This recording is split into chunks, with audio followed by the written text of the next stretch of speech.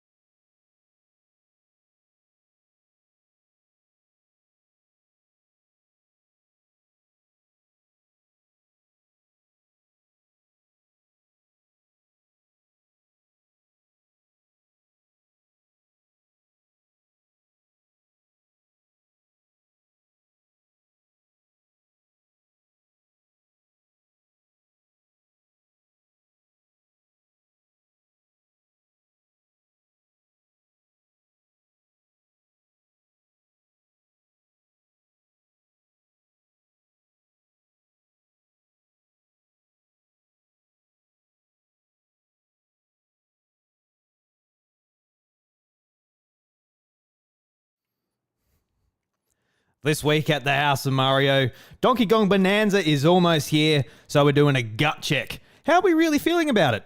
Plus, Pokemon is teasing something ahead of next week's Pokemon Direct. And it's been 10 years since the passing of Satoru Iwata, so let's share some fond memories about the man who led the most fun era of Nintendo. If that sounds like your cup of tea, come on in.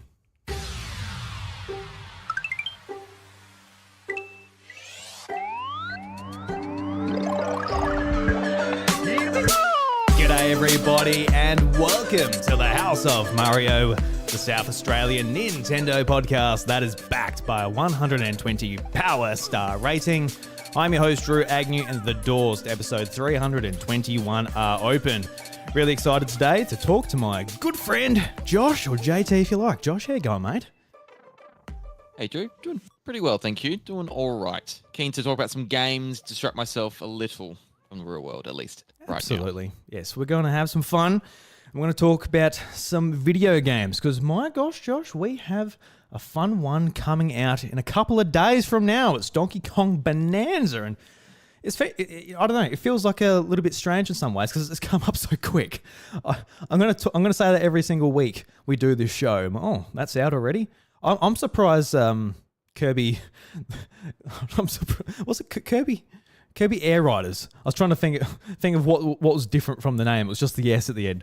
I can't believe that's not already out, to be honest. Like, we know literally nothing about it, but I'm going to blink and just say that's out one day, and I'm going to be very upset by it and very excited at the same time. So I don't know.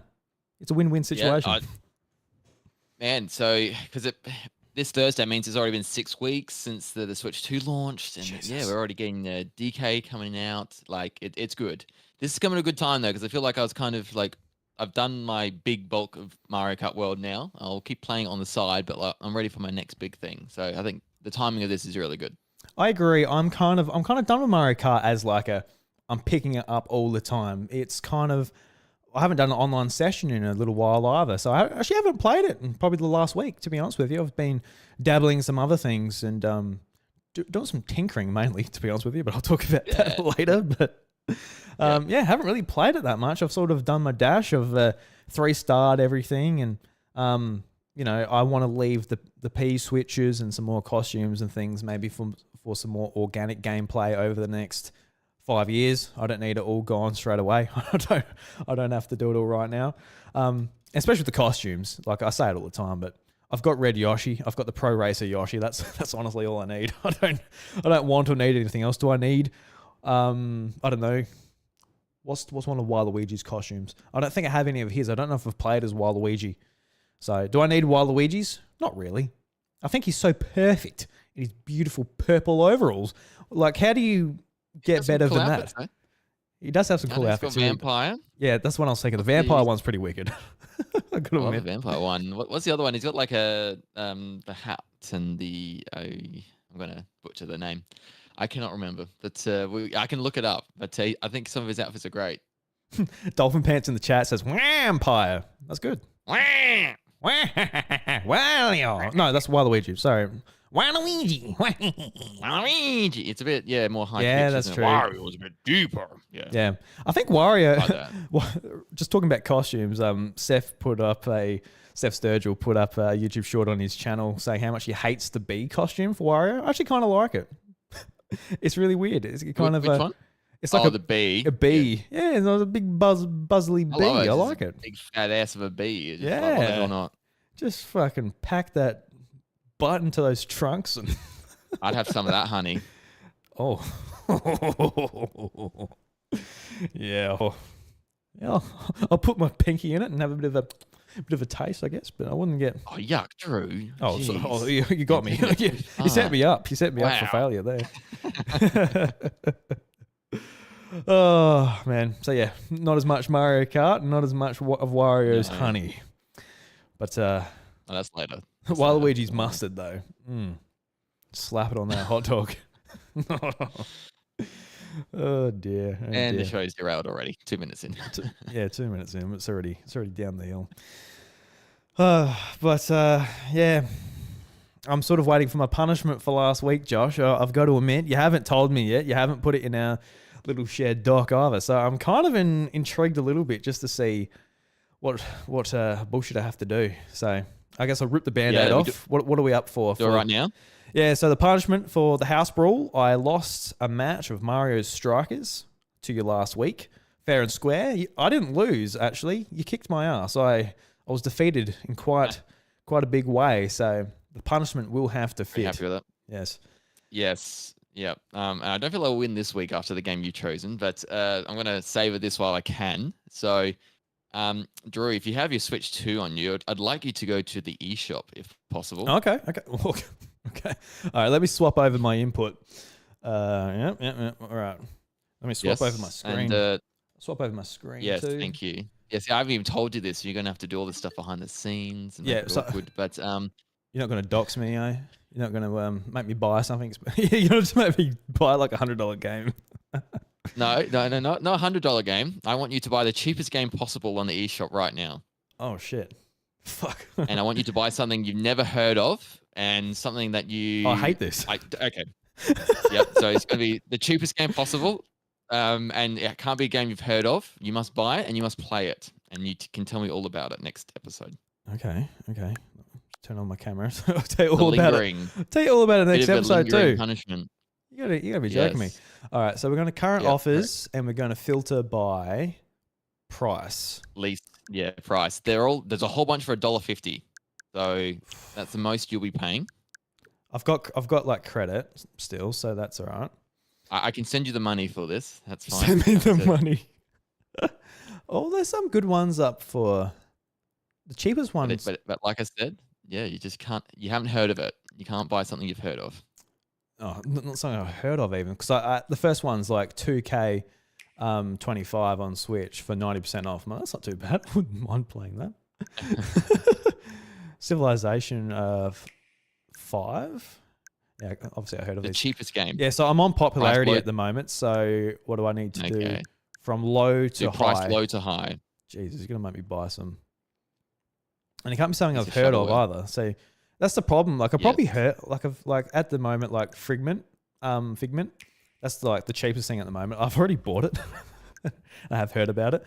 Formula One Racing Pro 25. That sounds okay. That's $1.50. Yeah. I kind of wouldn't mind Like like a Down in Bermuda is a good game, isn't it, as well? That's next to it.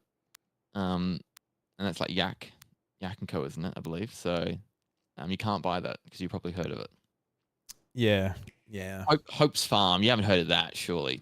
Hope's Farm. I haven't. Oh, it looks like trash. Looks like hot Correct. trash. No, it Correct. looks like literally looks like Farmville. Like, absolutely not doing that.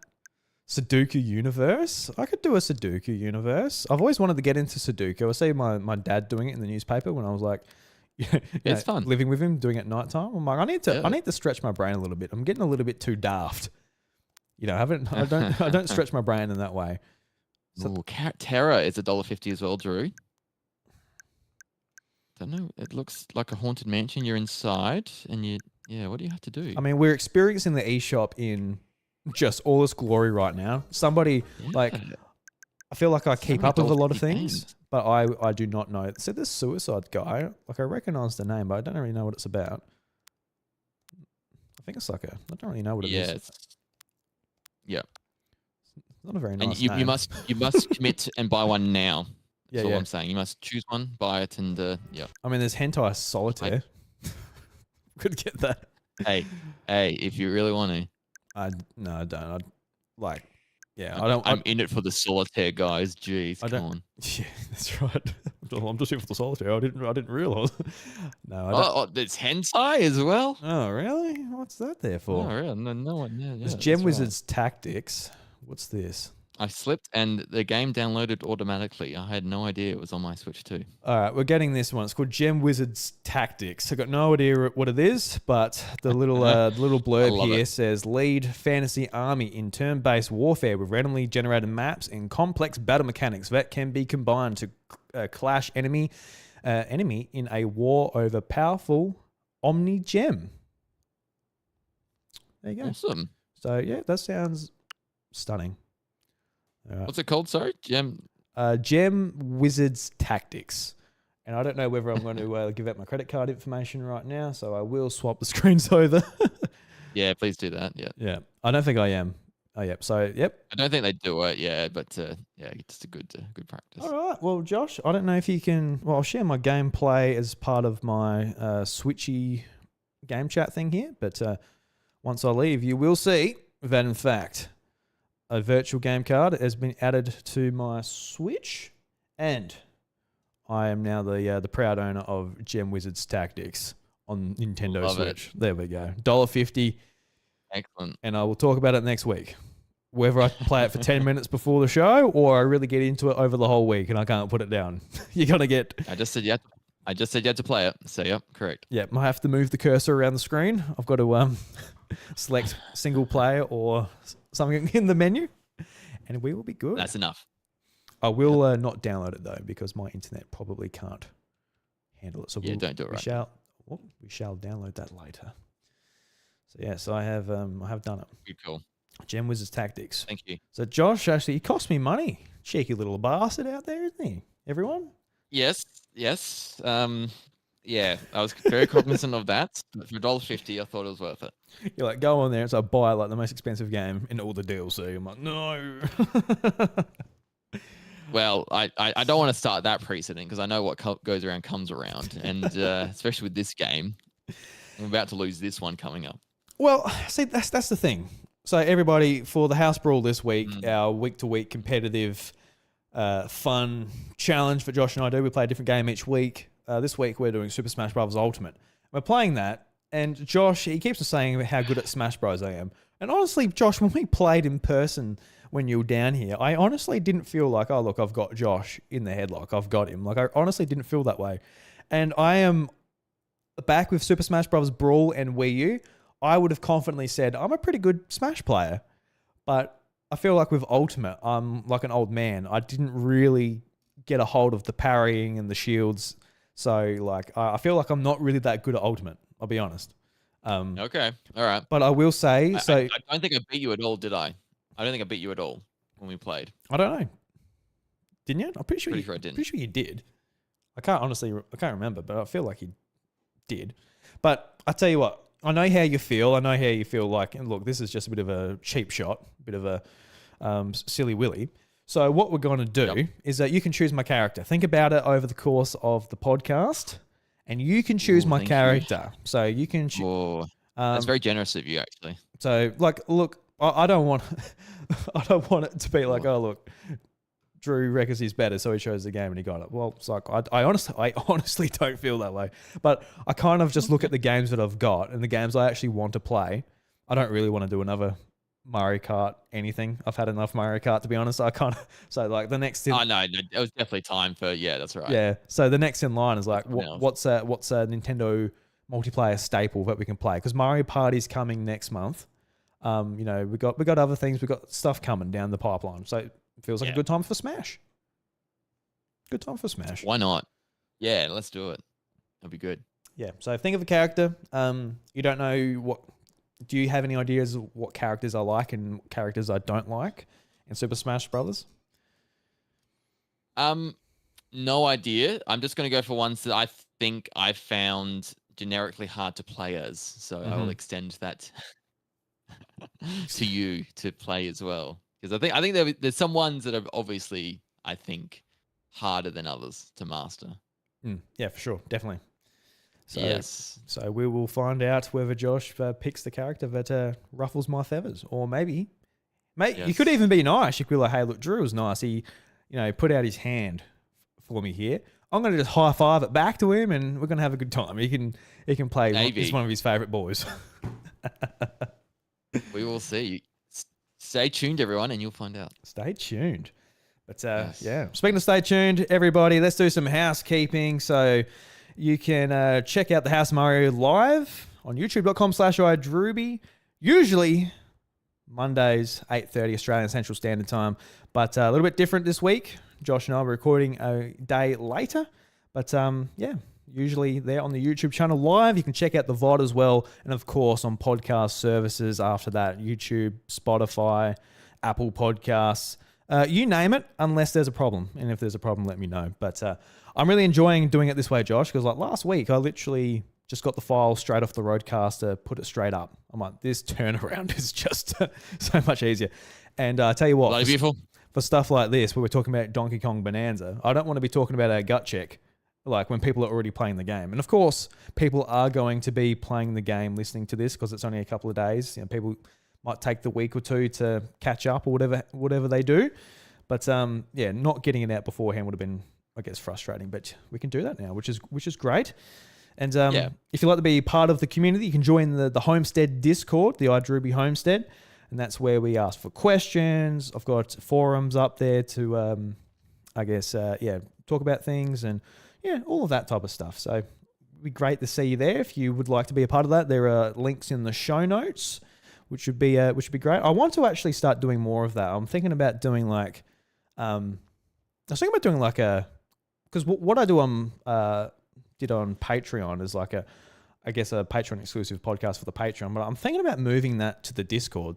So if had it focused around the community there and be able to fill in people with updates and things and get people's feedback and have a bit of content for the Discord. I don't know. I'm sort of thinking stuff around that, but because it's sort of something I want to do anyway, but I don't want it in the open on YouTube. A little bit more private. I'm thinking that might be a good place for it to live. So a lot of ideas percolating. Well. Yeah, for sure. A lot of ideas percolating. So yeah, go and join that. And Josh, Nintendo Maniacs. You've put up a new episode earlier this week. Josh, what's it all about? What's going on over that loony house you got running over there? Well, yes. So I finally got around to recording an episode. So, this was episode 100 of Nintendo now called Nintendo Maniacs. So I had my lovely partner, Michaela, on the show to celebrate episode 100. Very much Zelda themed, and so we talked about the Switch 2 versions of Breath of the Wild and Tears of the Kingdom. Michaela's played a whole bunch, so gave her good thoughts on that. We had some fun doing blind rankings of Zelda games. I tried to trick her a couple of times, and then talked about some of the games in the Nintendo Maniacs Discord that people want remade the most from Nintendo. So we had a good list there of people. And the Weird Nintendo was funny. Something to do with Pope Leo signing a Pokemon card. which is pretty funny. So yeah, check it out. Yeah. That'll be a good valued card, I imagine, in the future. I don't know. Yeah, surely the person's not going to sell it. Sentimental value to them, but I thought it was pretty funny what they did. Yeah, for sure. They say that until somebody offers some good money. I don't know. Is the Pope really that important to Pokemon collectors? It's not like Shigeru Miyamoto or, Satoshi or somebody like signing it. I've heard of the concept of getting famous people not in the field of what the thing is famous for, doing things that aren't in their lane, if that makes sense. So the Pope signing it makes it unique because no one's really going to make, like, he's not famous in Pokemon, but he's famous in another way. So it's just like a unique combination. Yeah. I don't know if that really works, but yeah, people do it. Because I was watching I was watching an interview on YouTube about Jason Page, the singer of the original Pokemon theme. And then because I watched that interview, I got some of recommendations, YouTube shorts from him. And there was a YouTube short of him basically going up to a card dealer saying, hey, look, I'll sign this card. It will up the value of it. And for that, can I please have I'll trade that for a card? So I was watching them. That's a good idea. But how many, since he's right in that field, he's somebody you think of associate with Pokemon, especially that scene of Pokemon fans who are old school, remember him, love the theme song. How many of those signatures on Pokemon cards would there be circulating around all the vendors and things like that? But the Pope, you're not going to have too many of them, probably. Because you can get him to sign and things. He's not offering to do it as well, so No. it's very rare getting him to do it. So he did it on a Poplio card, which phonetically sounds the same. So, but yeah, that's right. I remember the headline now, but I think I'm like, oh, clever. But I moved on with my day. Yeah, correct. No, we've talked about it. It's 5 to 10 minutes on my podcast, like we are now. Yeah, that's right. Yeah, we fell into the trap. God damn it. Yeah, no, I'm looking forward to. I am looking forward to listening to the episode. I saw it drop yesterday. And I've just got to ask, I don't want to spoil anything just in case this was covered, but did Michaela ever figure out her Zelda notes problem? Because how you explained it was that she deleted her save file after already syncing it with Zelda notes, and it doesn't let you fix that in any way. So was there a workaround, or she's still locked out? There's some of it reset to the way she wanted it within the app, but not all of it. So yeah, a bit of a monkey paw situation there, sadly. So yes, so a bit unfortunate, but it's not the end of the world. She got some value and resetting of the stats in the app that she wanted. Yeah. Okay. Cool. Well, at least she got that, because it kind of sucks that you wouldn't get at least the map and things. That would be unfortunate. But oh man, no, correct. It's always, it worked out pretty well. It's always got to be a little bit hard when it comes to Nintendo and a few technical things online and syncing things and all of that. It's always got to be just that little bit hard, but it is what it is. Unfortunately, it is what it is. It sure is. But let's get into one of the topics, Josh. I'm very excited for Donkey Kong Bananza coming out on Thursday this week. We're recording on Tuesday night, so a couple of days away. And yeah, I guess after the last Direct, we've seen a lot of things come out, which is pretty cool. Pauline's in the game. A lot of things to collect, a lot of things to smash, transformations, a lot of stuff going on. Bananas, a lot of bananas, and thank God for that, because... Ooh, banana. Ooh, banana. That's going to be so addictive to say, especially after hearing it maybe 100 so many times. Banana. How many bananas are they going to be? Is it going to be 120, sort of like a Mario 64 star situation, or is it going to be... like Mario Odyssey, where there's 999 moons. I think it's going to be a lot too. It's going to be in that vein. 999 bananas on the wall. 199 bunches of bananas. Yeah, there's going to be a lot, man, isn't it? It's going to be DK64's spiritual successor right here. Done in a good way, I'm hoping. I'm sure it will be. There's no denying. Yes. This is one of the best teams in the industry. There's no denying it. It's just... I think it just comes down to maybe some flavor or themes when it comes to Mario versus Donkey Kong. And we've had the last, 15 years of excellent Mario games, and Donkey Kong's taken a back seat. So I think Donkey Kong might have a little bit to prove just when it comes to big 3D games, AAA games. Because I think there's a good portion of people that would have looked at Country Returns and Tropical Freeze being like, that's a 2D game. Look, I'm not spending this much money on that. So yeah, I feel like it might have a little bit to prove to some people, but yeah, as a big Nintendo fan, it's cool to see Donkey Kong get his shine because just the music in the series is one of the best of all time. I love the soundtracks to pretty much all of the games, the percussion, the whole funk and everything that it's got going on, and I don't know, I'm very keen for it for sure. But what's I guess like waiting for it. What's one of the first things you're looking forward to doing in it? Like just diving and exploring, or are you going to be trying to mainline, maybe just have the bare minimum bananas going forward to unlock new areas and things like that, and maybe backtrack, or you're going to 100% areas before you move on? Do you have any ideas of how you want to tackle this game going in? Oh, I'm just going to be led from whatever interests me. So I'm just going to be like a I don't know, like something like a dog just like looking around and I see something, I'm going to go to it. And that interests me. Oh, but I see this now. I want to do that and go there. I'm just going to be an absolute like kid in a candy store with this. I'll go around and I'll 100% everything eventually. Like I love these types of games and I did it with Odyssey.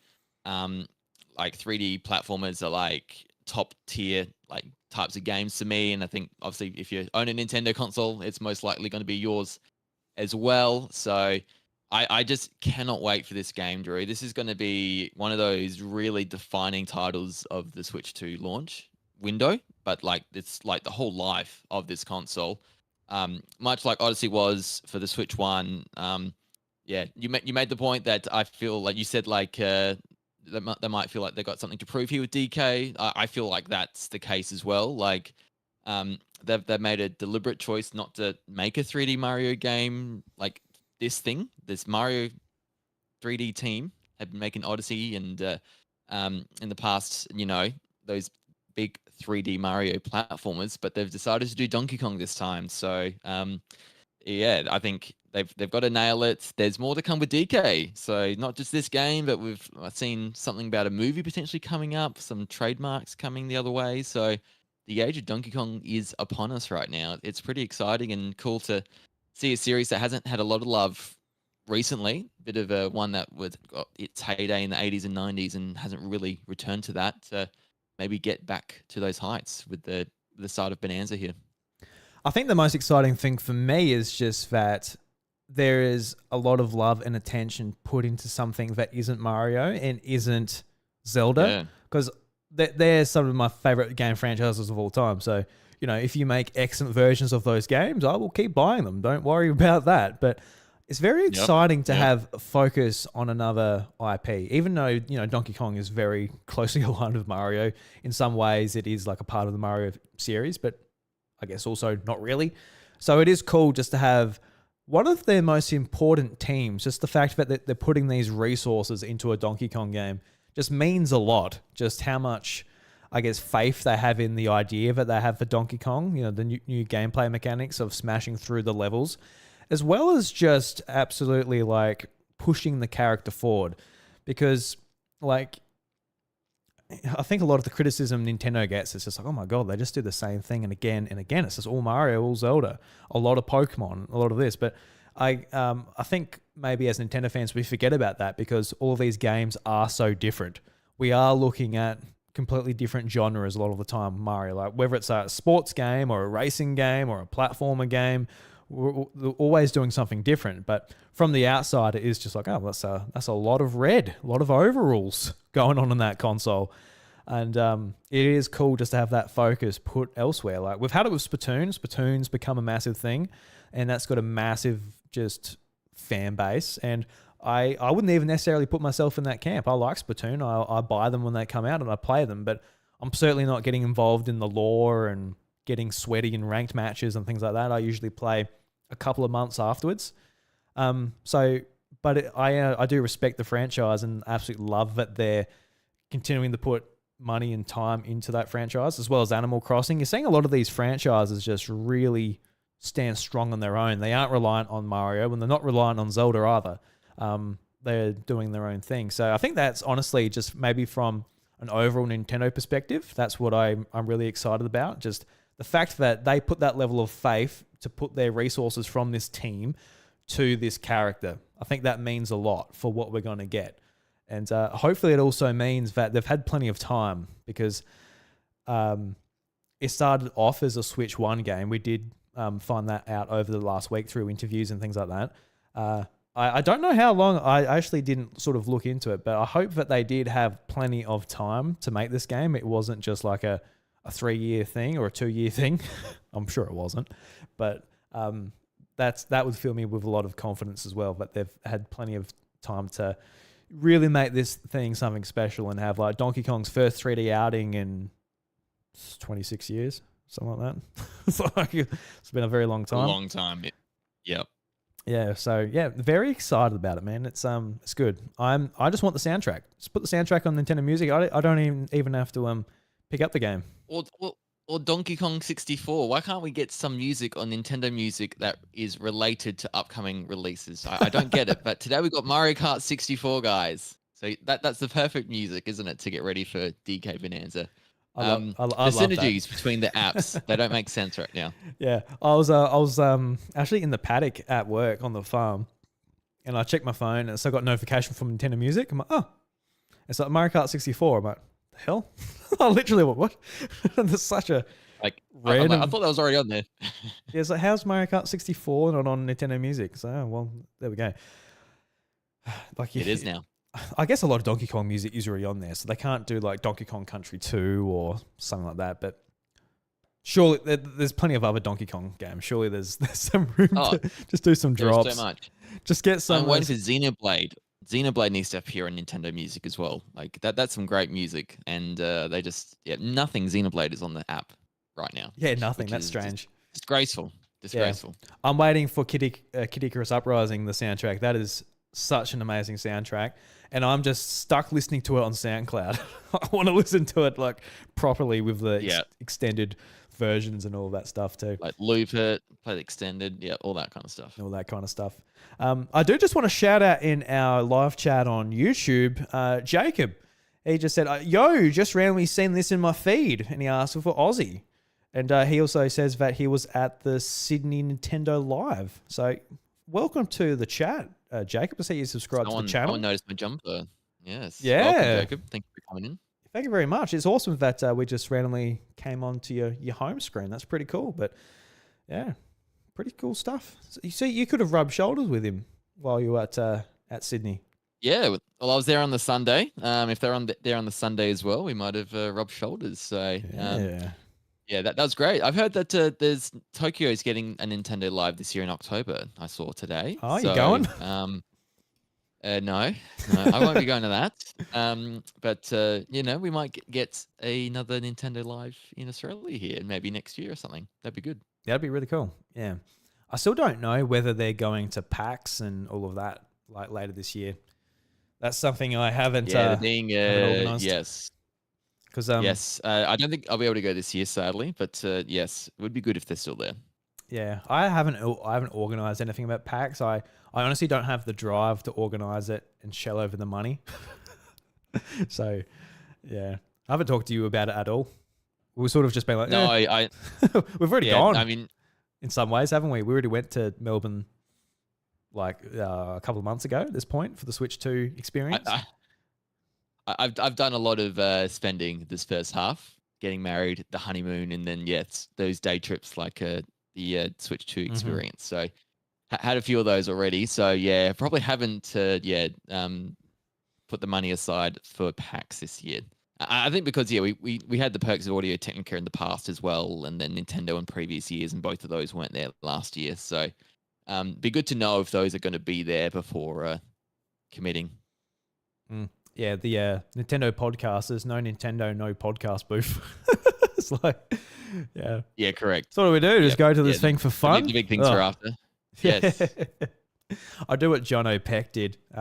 He just went up for the drinks afterwards. I'm like, that sounds like a good idea. I don't live in Geelong. It's a bit of a longer drive for me. Yeah, but, a bit of a trek. Yeah, we'll see. Yep. I think it was the first year PAX came along after COVID. It was 2022, I think. I'm not going to go. Like, Lucas was just born, COVID's still around, all of this stuff. And I think it was like maybe the week before. I'm like, I can't stand it. So I bought a ticket and went over for like 2 nights. So who knows? The same thing might happen. That's the only thing I'll miss, honestly. Is just catching up with people once a year. Some good friends over there. But Yeah, that is the other thing. Yeah. Always the big like draw card, and that's what I really loved about last year. So was getting to hang out with people, say hello, and met Dolphin Pants in person last year as well. He's also said in the chat that he's not going to be there, but his wife's pregnant with their first born. Oh, congratulations, dude! That's awesome. That's Yeah. great. Yeah, that's wonderful. You're in for an amazing time, and maybe some sleepless times, and maybe sometimes you can stay up with no sleep and play some games with the baby in your arms. It doesn't last for long though. They get up and walk and they run around. You got no time for games, so make use of that time. Small window, make the most of it. There's a small window where like they can't grab your controller. That's where the Switch comes in handy. Absolute clutch for mums and dads out there. You got the kid on your lap.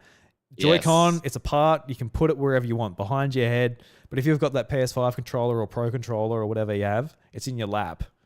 You're buggered. The kid's got it. Got their slobbery hands all over it. Like with like the Pro controller now, like the Pro 2. It's very nice. I don't want kids anywhere near it. I'm like, I can't play it when the kids are around because they want to touch it. I need like a little Power A controller for them for Switch 2. Just to give to them. Get your nice controller out and give them a fake bad one or something at the same time, just to get to. You must do something like that surely, just to keep them occupied.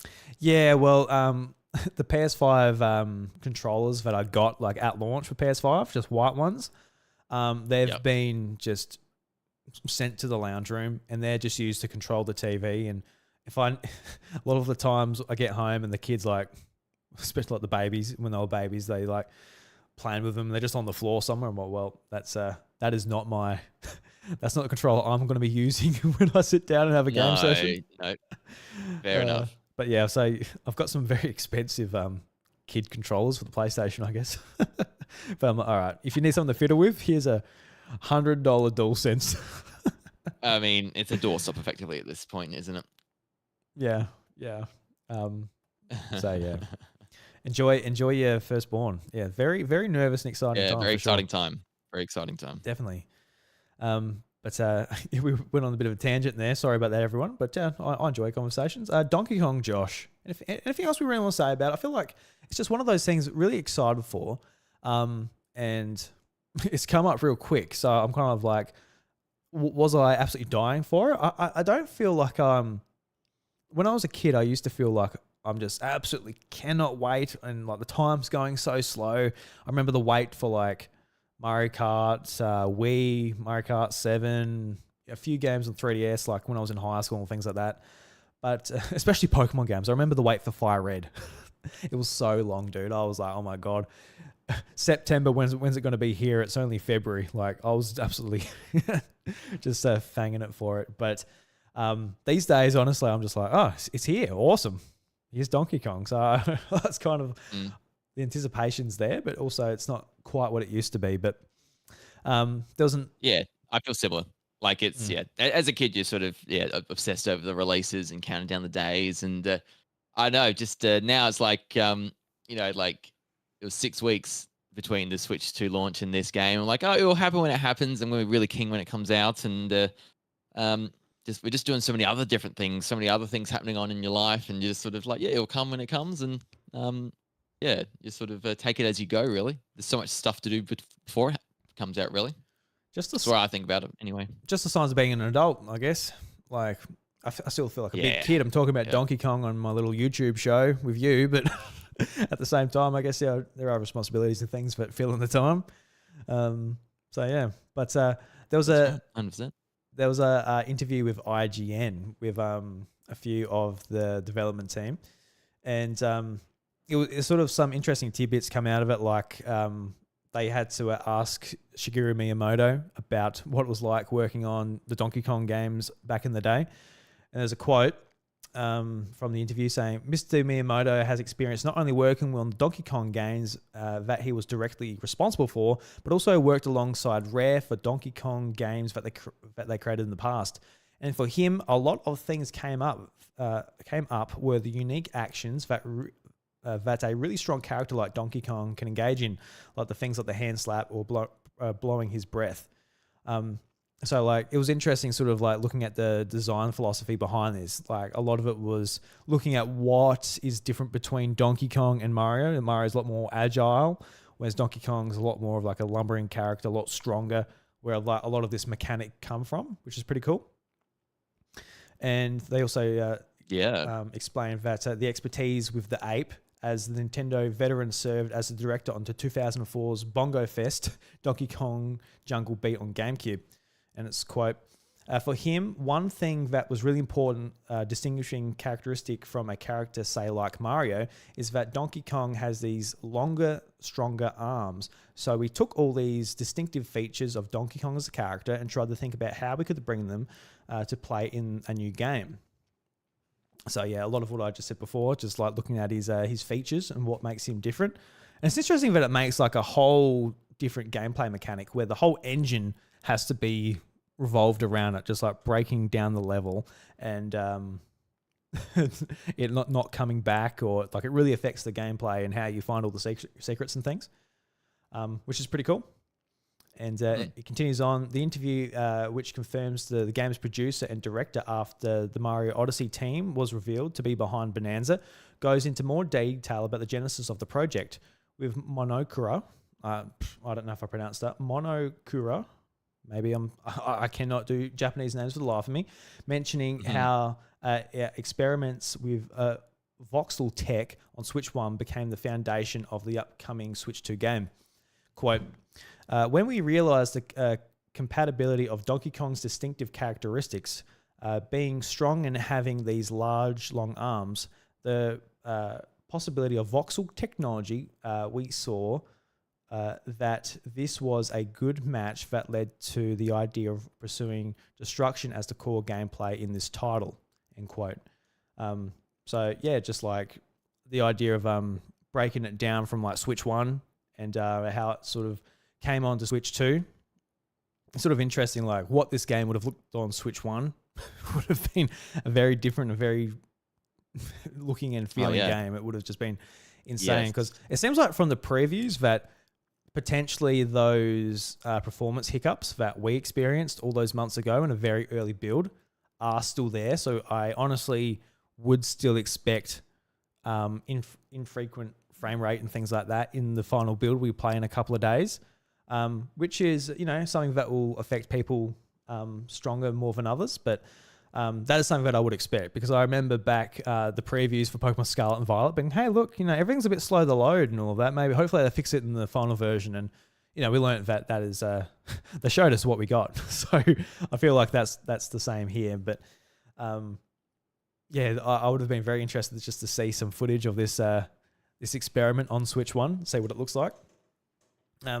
But I don't have it here either, but you know, sort of like a lot more of the interview. It goes into like why Pauline's in the game and that too. They had sort of rigged up like the other Kongs being his companion, whereas like Pauline, I think that they wanted to have music as like a more key feature into the game, so that's why Pauline was in the game. And they actually asked why you know, she's a 13-year-old instead of like a grown woman like she's in every other game that Pauline features in, and they said the players will have to play it to find out. So we will find out.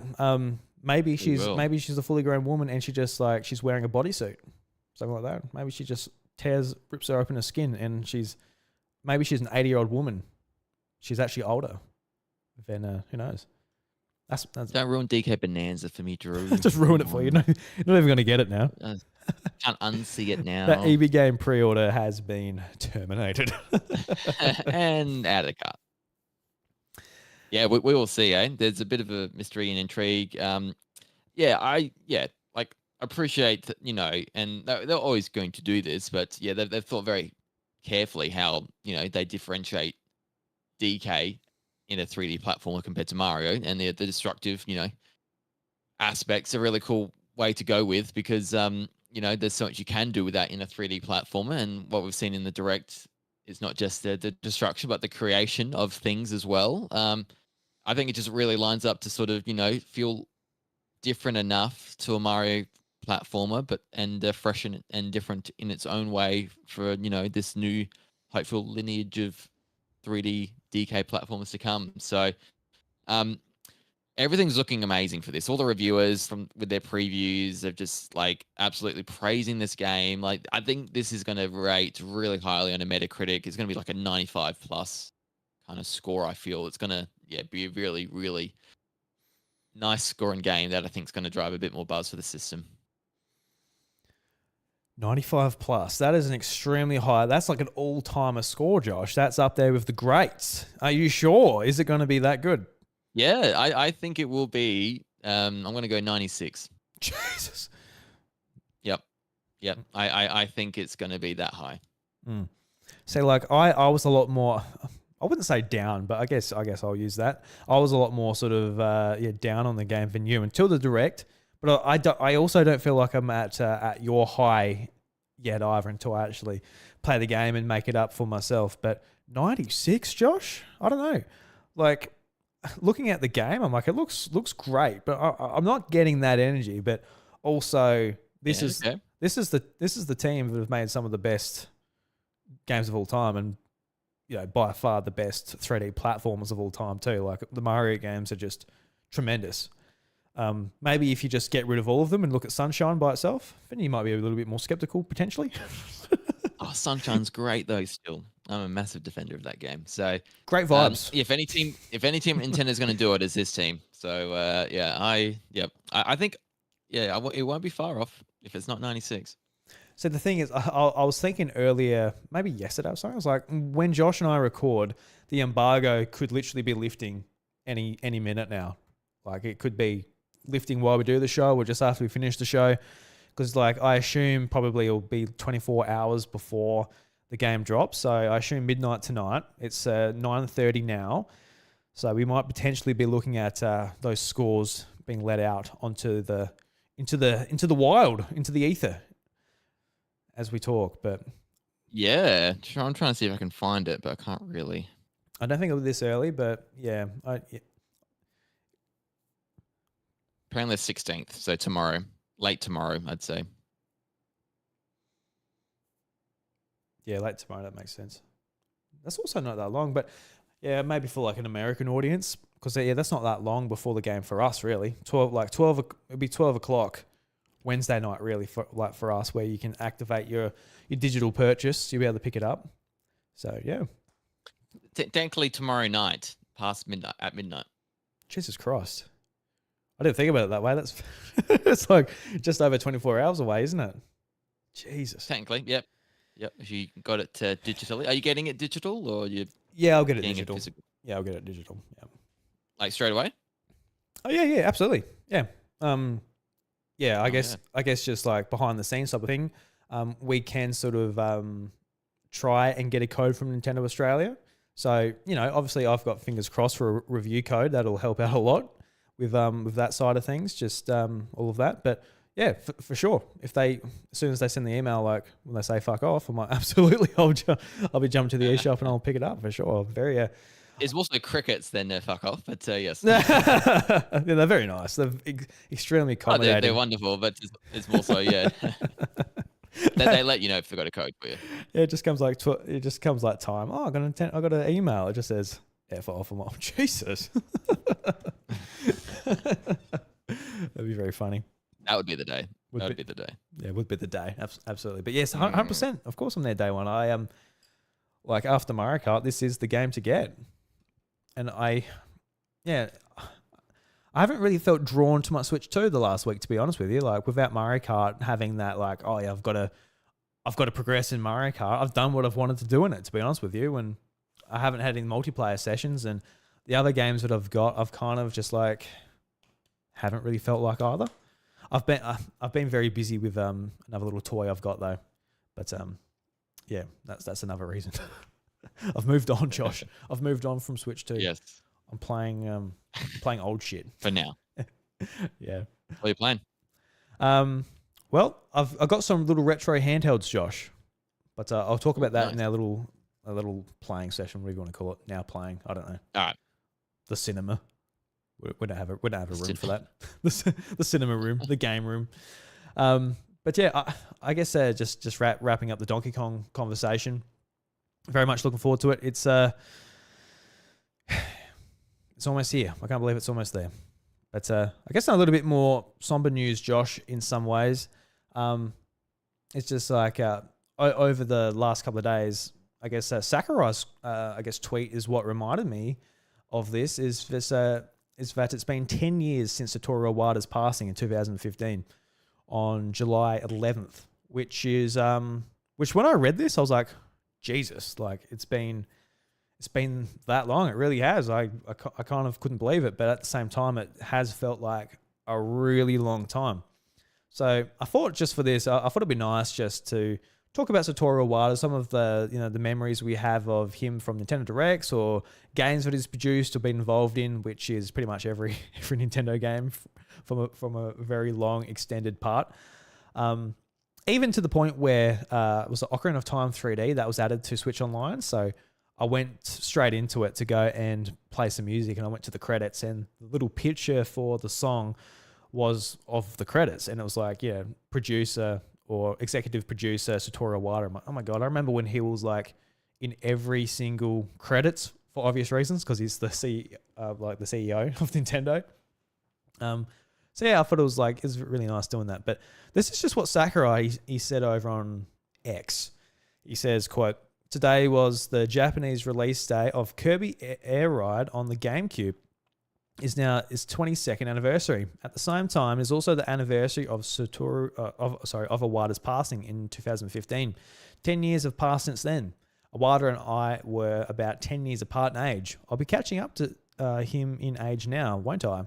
Right now, I'm pouring my heart into making Kirby Air Riders. It's shaping up to be something great." End quote.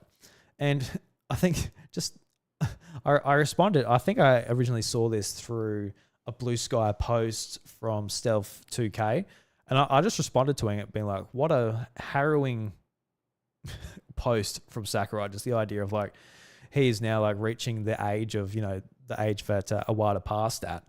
It's like, it's just such a reminder of like he was taken way too early. It's so sad. It really is. I think it was in his 50s from what I remember. Far too early. It's just, I think he led the era of Nintendo where it was the most fun to be a Nintendo fan. You can say what you want about the hardcore nature of games on the Wii or DS or what the Wii U turned out to be, but it was so fun to be a Nintendo fan. Like all of the Reggie hype trains leading up to E3 presentations, all of the in-jokes that happened with like Nintendo Directs in the early days and his involvement. One of the first Nintendo Directs, it was just like, all right, we're tuning in to see what the Wii U is. And it's just him holding a bunch of bananas and he's staring at it for like 10 seconds as we're just watching this live stream. Then he just like puts them down and starts talking. And I don't know why it just nailed my sense of humor, just like random dumb stuff. Me when I was, I don't know, 15 to 25 in that 10-year bracket where like, all of that, the E3 presentation, staying up late, watching it with Bryce and friends and all that. It was a really special time, and I really do associate that with his reign at Nintendo. And I think a lot of that come from, it's just he cared about video games. He loves video games.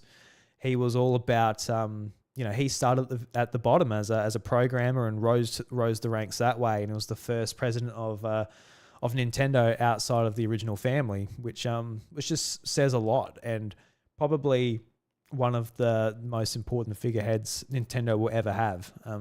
Just really, really special. I remember when I first read the news about his passing, it was really, really sad. I think it was like, I'm not like into all this like celebrity gossip and things like this and all of that, but it was like the time where I read somebody who's like famous. I'm like, I actually got really upset. Because in some ways, I guess we weren't really expecting it, because obviously we didn't know the extreme nature of what he was going through. But yeah, it was I really do hold that time in Nintendo to be very special, and it was a lot of it was because of him. Not to say he didn't make mistakes, because he obviously did, but obviously with the Switch, turned it around and put the company on a very positive trajectory, which we're all enjoying today. So yeah, what are some of your memories, Josh, of Satoru Iwata? Yeah, I can't believe it's 10 years. Firstly, which is like what is time. So he's been away for such a long time now, and yeah, he pretty amazing his career at Nintendo and just what he was able to do.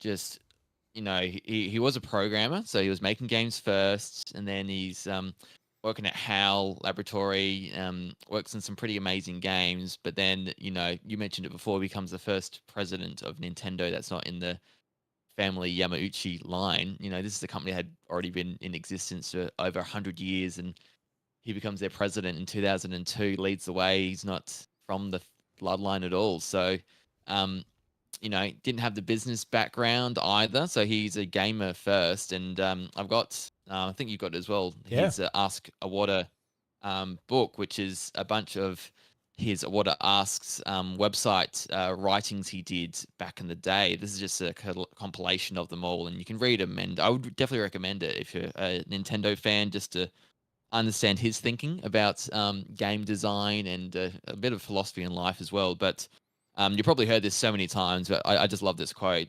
He's on the back here. It says, "On my business card, I am a corporate president. In my mind, I am a game developer, but in my heart, I am a gamer." And I think he sort of led with those morals when it came to game design. And I can think of a few ones. He becomes president of Nintendo in 2002, and um, at that stage, the GameCube had already come out. It was doing more of the same against its competitors, but under his leadership, the Blue Ocean strategy comes into play with the Wii, where, they're not just trying to target hardcore gamers, they're trying to look at that wider ocean to more casuals for, showing that games are for everyone. Everyone can enjoy the games. And I think that deviation, that path, going the lesser taken path has helped Nintendo to continue to succeed to where they are today, more appealing, wide ranging with their games. And so, that set them up for success. You mentioned, I love this one about Earthbound, because he helped Earthbound, because that was in development hell, and he helped a toy and the team sort of give them the solution without forcing them to have it. He effectively said, you can take another 2 years to make this game the way you need it to be with all the issues it currently has, or you start from scratch and we can do it in 6 months. So he gave them pretty much a choice that, you knew the one to take. He gave it to them without sort of telling them to take it. So he helped Earthbound get released and become the game it is, and the success it was. Maybe not financially or commercially, but the cult classic sort of revered nature it has become since. I looked, there's been definitely lots of failures under his reign, more successes, I would say, but that sort of corporate mentality, when the Wii U was doing really badly, to, we're going to cut executives' pay packets before we fire employees at Nintendo. That's such a especially these days, a really sort of different way to go about it. That's really refreshing still, and sort of like, Nintendo operate pretty much under those that way still. They don't really fire people. They keep their talent, they retain it. If you work at Nintendo, I think the idea that you're not going to get made redundant probably helps with creativity, doesn't it? You don't have to be a bit more experimental and think about things, not at the threat of potentially losing it if something doesn't quite work out the way you think. So, and while he did pass away in 2015 before the Switch came out, he was definitely, his ideas for designing the Switch and what it became definitely happened under his watch, and so that legacy lives on with him. So really phenomenal. Sort of, I really love the way he led the company and sort of helped it become the way it is today. So it's just really sad he's not around anymore, and definitely taken way too soon. So 10 years is crazy. Yeah, because with the Switch, we got a lot of good things to say about Switch. It's a great console, great games, all of this. But you could imagine that mixed with the culture and the presentation that Iwata carried through 3DS and Wii U, where it was more personable and all that. I wonder how much that would have changed and been the same anyway. Like, would they have pulled that back because they no longer needed it? Would it have gone on the same trajectory? or was that because of like the leadership changes? And obviously, like Furukawa is, he is from the business world. I think it makes complete sense for these people not want to be in the limelight. They've got a job to do, a very stressful job, I would imagine. So the idea of like taking the day to film a direct or do a message or sit down, do an interview for an Iwata asks and all this stuff, I assume it would be very time consuming, just above all of the other responsibilities you've got. But I think that meant a lot to Nintendo's core base, because it certainly meant a lot to me. And Dolphin Pants in the chat, he brings up something that I definitely loved back in 2014 with the announcement of the Mii Fighters and Super Smash Bros. For Wii U and 3DS, where Iwata and Reggie had a fight, had a bit of a punch up, a bit of a Smash Brothers punch up. And this was just phenomenal, because like the idea of what Nintendo culture was back then, it was really special and kind of sad in some ways, because it was the Wii U. It was very small. So Nintendo was left with their most hardcore fan base who have a decent amount of money to buy a console that doesn't have that many games. So it's very specific type of people. And I honestly think that's when it's the most fun to be a part of a fan base. It was with the PlayStation 3, for example, like when it was going through hell. It was really fun to listen to PlayStation content creators. Like I was a big fan of IGN's podcast Beyond, and that was like the heyday of that podcast and those guys, because it was a very tight group of people, very passionate group of people about the hardware, the games, and all of that. And it was very similar for Nintendo. Coming from the Wii to the Wii U, very different atmosphere. A lot of people don't care about it. But I feel like that's when Nintendo really sort of honed in, like, to focus on the people that were there and hold them on to the next system. So the idea of like just watching this presentation, it's just like this dramatic zoom in on Iwata, dramatic zoom in of Reggie, then they just go at each other, and it's like this action scene, and how they like, was it Iwata gets out the Mario amiibo, taps it, and uses it to like to beat Reggie. It was the most funny things. It was absolutely hilarious. And I remember this. It was such a great memory watching E3. I was at Bryce's place. It was 1:30 at night. That's when the Nintendo E3 presentations were for us in South Australia, and in the morning. And I think I was there with my friend Conrad, my friend Riley. There's a couple of other people there, and I was literally on the floor cracking up laughing. It was just so funny. I don't know. It just tickled me something fierce. I don't know. Just all the random stuff that Nintendo did during that era. Just I guess in their marketing was just it really made me laugh. So I don't know. I got a lot of laughs out of him, and I got like a lot of respect for obviously all of the behind the scenes and all of the stuff at the front too. So yeah, a lot of happy memories I associate with that man. So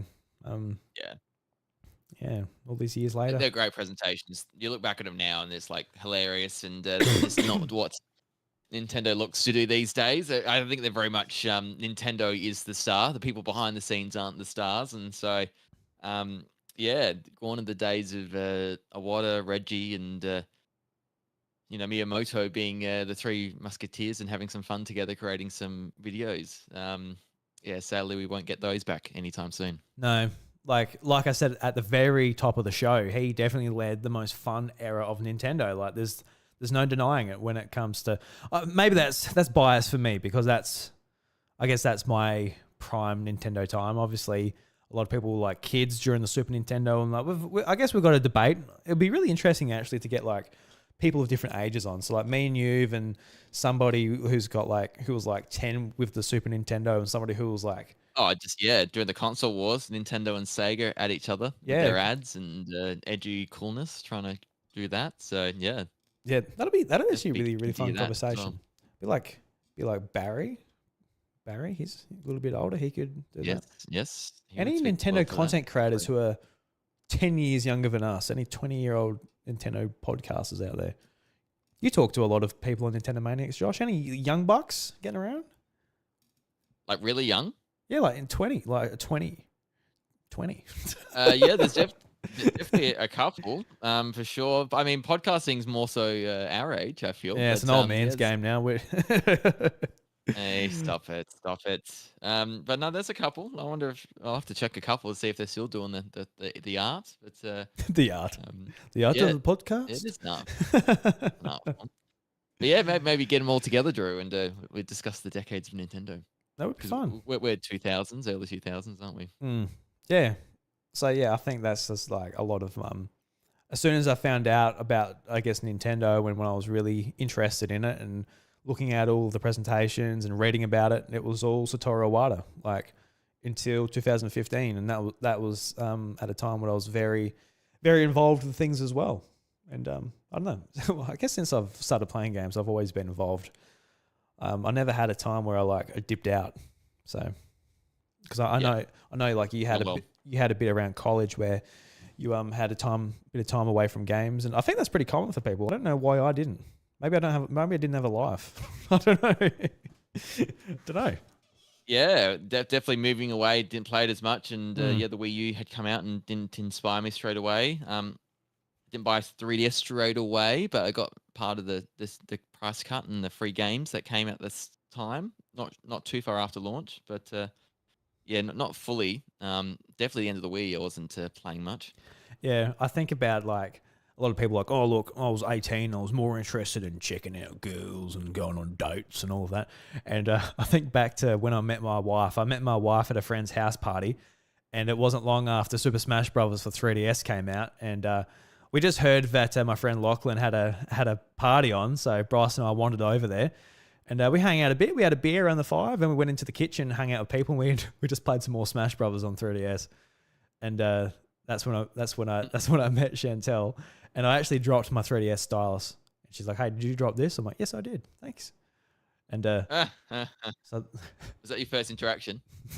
no, we talked a little bit before then, just like around the campfire, like, "Hey, yeah, how you going?" Like, just just nothing crazy, but yeah, that's always a funny memory because it's like. Yeah, that was me around that time. Just big Smash nerd. Sorry, Chantel knew what she was getting into. Surely, straight away, you're holding a bloody 3DS in your hands. Right. That's right. She looked over. I had to turn down the 3D sliders so she could see what I'm doing. And she's like, "Man, you're not a bad Smash player, are you?" I'm like, "Yeah, I'm pretty good, aren't I?" And she's like, "Yeah, I got to know you better." And that's it. Yep, I'm sure that's exactly how it went down. Yeah, if I just close my eyes really tight. I just imagine that's exactly how it happened. I just want to bring out Dolphin Pants. His comment in the chat. We were talking about PlayStation earlier, just about it's the most, I guess, struggling time in a console's run, and just referring to that, he said the only real fans own a Vita, and like absolutely, I owned a Vita day one. I was one of those chumps, and I love the PlayStation. Well, I'm out of here. Bye, guys. Yeah, you're not a real fan. You're one of those fake ones, I guess. Are you a fake one, Josh? You a fake fan? PlayStation, yeah. That's fair enough. Yeah. You're allowed to be a fake fan. I own it. It gathers dust. God, don't play it enough. Well, to be fair, like people use that term. So, well, PlayStation's going to gather dust anyway. It's a console. It just sits there. You can use it like every day. Like you can just never stop playing it. It's going to get dusty. It will gather. Yeah, that's true. Unless, like, if you're dusting it, you're not playing it. So if you've got a clean one, you're probably less of a fan than somebody with a dusty one because you're too busy cleaning your PlayStation. But if you've got a dusty Switch, then that's a problem. That's a problem because, yeah, that should be picked up. Handheld as well. That's right. Your dust be covered by the hands. Yep. Yeah. I'm with you. All right, let's move on to some news, Josh. We'll get through these relatively quickly. I guess the main one we'll just have a little bit of a chat about is this is just from Press Start, and this happened only maybe an hour ago or so. We've been recording an hour, maybe a bit longer than an hour. But Pokemon is teasing something just at the for the Pokemon Presents Tuesday next week.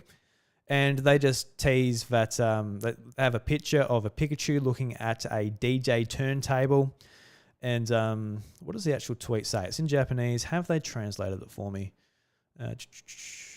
It seems like Pikachu is preparing for something, ? Stay tuned for more updates. That's all it says. And I only know about this. Well, I guess I would have found it if I had a look. But Zach in the Homestead Discord, he posted just like, "Oh, what do you reckon this means?" He just says Pokemon music game ? And since he said that, all I can think about is that is exactly what I want this to be. Like the idea of like what Final Fantasy did with Final Fantasy Fiat Rhythm, where it's just like the whole series music put into a rhythm game. I love rhythm games. I adore Pokemon music. Like I could go through a day just listening to Pokemon music exclusively. I love every generation of music. I don't know. It's probably my favorite soundtracks in the games industry. I can't get enough of Pokemon music. So if this was a rhythm game, I would be so happy for Switch and Switch 2, not mobile. I feel like that's my monkey paw. It's like, yes, it's a rhythm game, but it's for mobile. It's like, no. I can't take another Pokemon mobile game, Josh. Like, Christ almighty. Like, do we need any more? Like, we've got like a whole home screen of them. I hope not. Yeah, I would be totally down for a music Pokemon game. I think, that'd be a fun spin-off. And I'm with you. Keep it to the console, not on the mobile. We've had plenty of Pokemon stuff on the phone lately. Yeah. The thing I hate most about these Pokemon Presents is that a lot of it is just not games. It's just like, oh, look, we've got this. This is going to be some like, hey, look, if you go to our YouTube channel on, I don't know, August 5th, you'll be able to see a live presentation of the Pokemon Red theme song played by DJ Khaled or something like that. I'm like, oh my God, I don't care. Just give us a game on Switch. I don't care about any of these other things. Like the idea of that, the amount of spin-offs that we got on Switch for Pokemon is just unacceptable. We need more. We don't need just like a remake of Mystery Dungeon, new Pokemon Snap. That was nice to get. Obviously, that was a game people have been asking for years and years since the original game on Nintendo 64, but we need more. We need like rhythm games. We need platformers. We need third-person shooters. We need action games. We need the turn-based games. The typical ones that we get. We just need more spin-off games from more second-party studios. Just collaborations, things like that. Stuff like what they did with new Pokemon Snap with like Bandai Namco, and just more collaboration, more work, more good studios working with the IP, and. Don't know. I just get a little bit frustrated because I'll probably live stream this Pokemon Presents, but I know I'm going to be sitting through 10 minutes of mobile ads, which the idea of Pokemon games on mobile, I'm not interested in it as an old fan. As far as my kids go, I'm not going to sit my kids down with a microtransaction infested game to like pull a card or to get a good pull in Pokemon Masters or get some gold in Pokemon Go. I'm not letting my kids play that. That's a bad idea financially and just for their growing brains. So I don't really know who that's for. Just your investors, I guess. And all the rest is just like maybe an anime here and there, which is pretty cool, and some projects. But I don't know. I'm always left a little bit disappointed. And at the end, they just show like, they'll show Pokemon ZA. I'm like, oh, cool. There's this new feature, which looks good, but I feel like that's what I'll get out of it. But this is my Pokemon Doomer phase coming out, Josh. It is what it is. A little bit. Sorry.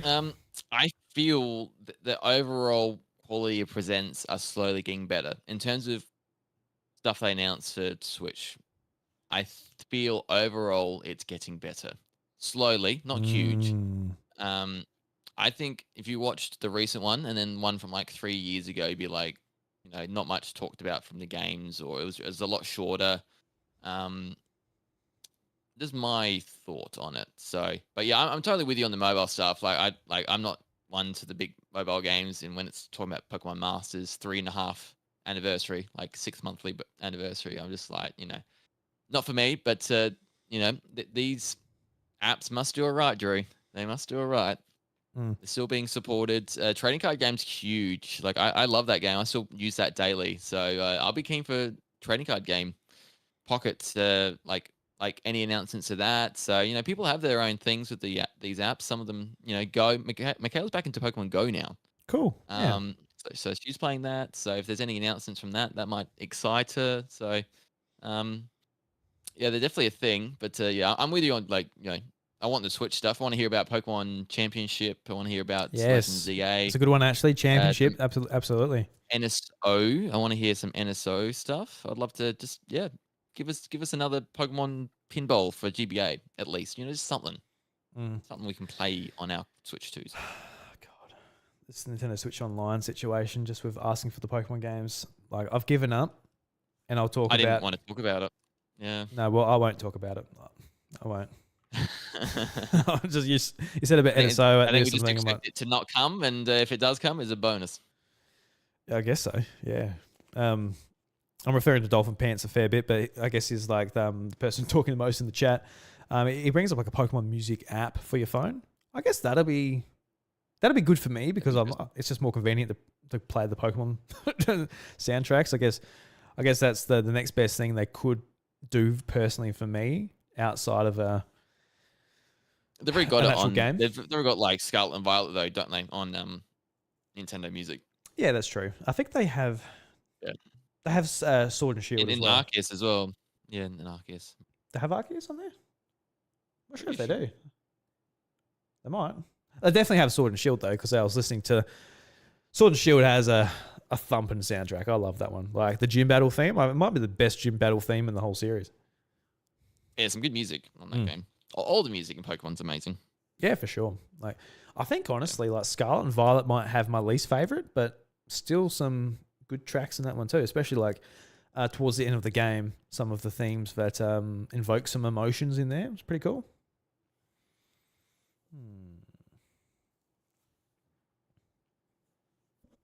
Josh is doing a bit of a fact check. Sorry. Yes. Let me just keep double checking.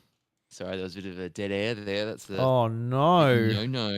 Big no. Oh no, the radio producer's going to say, boys, you're fired. We're bringing in Brew and Douche to take your spots. And it'll be the House of Wario. Or rebranded it. My app's not wanting to load, so that's a great sign. No, Nintendo, what are you doing? Very slow. I don't think it is there, Josh, but I will stand corrected. Pokemon Legends Arceus is on Nintendo Music. Well, bloody beautiful. Should I play some of that at the end of of the show? I was pretty confident, so I just wanted to double check. Oh, look, so it's there. I'm glad you had the confidence. I was kind of confident too. I'm like, I haven't personally played it myself. Why haven't I played it? Music.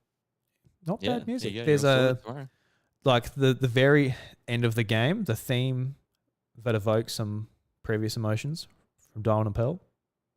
Good stuff. The ambient sort of music that's playing in the background. Good stuff as well. The battle themes. When you tend into the farm tomorrow, Drew, just play a bit of Pokemon Arceus, you know? Oh, maybe I will. I'm looking for it now.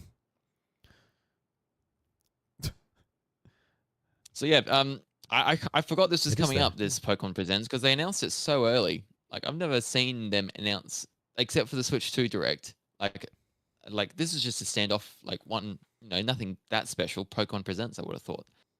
And they announced it over a month in advance. So just interesting. That's right. So do you think that has anything to do about the level of announcements or anything here? Or are they just trying to get ahead of the Switch 2 sort of nuclear bomb that landed last month? Or I think just, to get ahead of that, just to say it's coming up. And I think they knew that DK was coming out around this time as well. So, maybe just to, pencil it in that way. Yeah.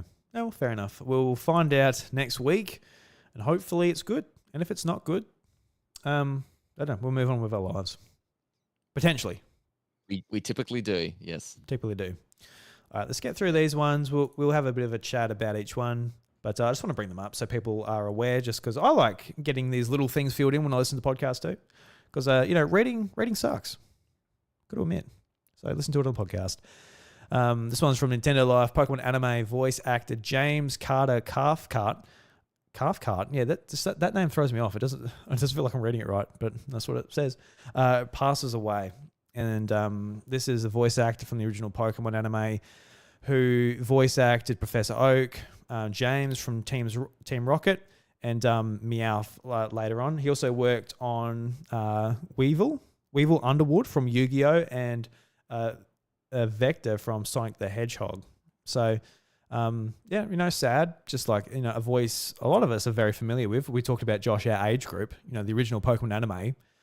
Professor Oak, James, Gary Oak, like some iconic voices from the original anime. And a show that I've actually gone back to a little bit. I'm kind of getting into some Pokemon anime recently for particular reasons. Just sad. that such an important voice, I guess for us in the past, has passed away. 71 certainly could get a few more years there. So just hearts go out to the family there. Really, really sad. Yeah. Yep. Sad, and obviously a lot of fans with the work they've done on the show. So yeah, very very sad. Yeah, hearts go out. I just thought I would acknowledge it here. I don't want to skip over it, but yeah. Also from Nintendo Life, they sort of have a bit of a quote from Digital Foundry, and Digital Foundry had some tests of the Nintendo Switch 2 GameCube emulation, and sort of the verdict is that I guess Nintendo need to look into some latency problems.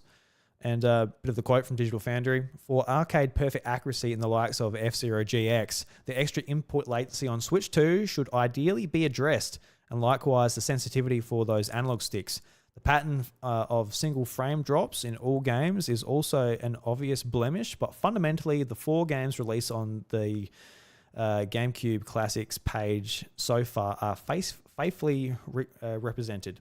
And I just bring this up, Josh, because I guess just the input latency. This might have been something that we were talking about last week, just playing Mario Strikers, trying to get that, that special shot off where you've got to hit the green line twice on that gauge, but quickly comes up when you're holding the B button. We were sort of like, man, I can't hit it. We assumed that it was just because we were bad at it. And yes, we were nowhere near it though. That's right. We were nowhere near it. We weren't missing it by, half a second or whatever we were meant to do. We were full on just not hitting the gauge. So maybe that's why we might have been having those issues. So we potentially might actually notice some of these latency problems. But honestly, I didn't feel it anywhere else. Even in Mario Strikers, the passing, all of that stuff, didn't really notice it there. But yeah, just that specific mechanic of the super shots, noticed it there. So hopefully, Nintendo, they'll hopefully patch it. They had problems with Nintendo 64 emulation earlier on Switch as well, and they patched that relatively quickly. So we'll be seeing it hopefully on this too. Really enjoying the GameCube games. I want more. Give me more Nintendo. Chibi Robo, the day that comes out, I'm gonna be so excited for that. What else have they announced, Drew, that's coming up? Pokemon Coliseum, that'll be really fun. They haven't announced Mario Party games, but they'll come eventually. There's so many great games on GameCube, and I'm excited for people to relive them or play them for the first time and get excited for it. Yeah, and as we talked about last week, we were pretty impressed with the online performance too. Didn't have too many problems. I feel like maybe when we jumped on for the House Brawl, I think we had a bit of a stutter at first where it wasn't too great, but good in the end overall. Yeah, as far as just mirroring your screen, it was pretty good. We got some. Happy with it. Yeah, absolutely. We also got some information about third parties from not information, but just insider, I guess, whispers from Nate the Hate. Just reminders, Nate the Hate is the person that I guess leaked that the Switch 2 was going to be announced on a particular day later that week, and he absolutely nailed it. So when he was right. When Nate the Hate says something about Nintendo, you open your ears and you're like, all right, let's prepare the week. Listen, yeah, it's pretty much prepare the week. That's right for us. It's make sure your schedules line up for this. Yeah, so yeah, it's a good little little look forward into the future a little bit. What's he saying, Drew? Just quote here: Capcom, Sega, Ubisoft, Namco, and others are just waiting. They have games they want to announce. Switch 2 has a lot of support coming. End quote. So, I mean, not much there, but I feel like we'll talk about the first month of Switch and a lot of my sort of, I guess, negative things. I love the console, I love the games that are on it, but it just feels really quiet and it feels kind of weird. It feels like the Switch 2 came out, but if you look at the news or the recent game releases and all that, there's nothing apart from Tony Hawk Pro Skater 3 and 4.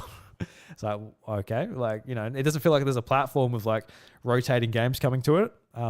Obviously we will get them. The Switch 2 isn't going to be just not supported by third parties. That'll be a very strange decision made by third parties in the games industry, just to just completely leave it after the success of Switch. So yeah, I'm not too worried about it, and it seems like hopefully this is true, that they are sort of just on the wing, ready to handball us some announcements and overwhelm us, and we just buy nothing because there's too many options after all this free time. Yeah, well, yeah, gotta be careful of that. So good to know they're coming. Yeah, I think just they're mindful not to be in the way of Mario Kart World. I feel a lot of them. Yeah, So and honestly, I think yeah, that's pretty more to smart come. because, like, yeah. Yes, yeah, I agree. This is something that you just spent your last game voucher last week, Josh, but Nintendo is officially ending the Nintendo Switch Online voucher program. And as of, 12 o'clock Pacific time, January 30th, 2026, it will no longer be possible to purchase Nintendo Switch game vouchers. Any vouchers you purchase on or before that date will work exactly as they currently do. Unused vouchers expire 12 months after the date of purchase. So yes, we got to early 2026, next year, to buy some game vouchers. And just a reminder that they only work for Nintendo Switch games, are not compatible with Nintendo Switch 2 games. So if you want to pick up some older games in the Switch 1 catalog for a little bit cheaper and they're not on sale, make use of it. I kind of want to get some games, but they're all old games. I can't be bothered even spending the voucher price for them. I want to get like the original Hyrule Warriors and I don't know. Famicom Detective You Club? can get that so much cheaper physically, surely. Yeah, probably can.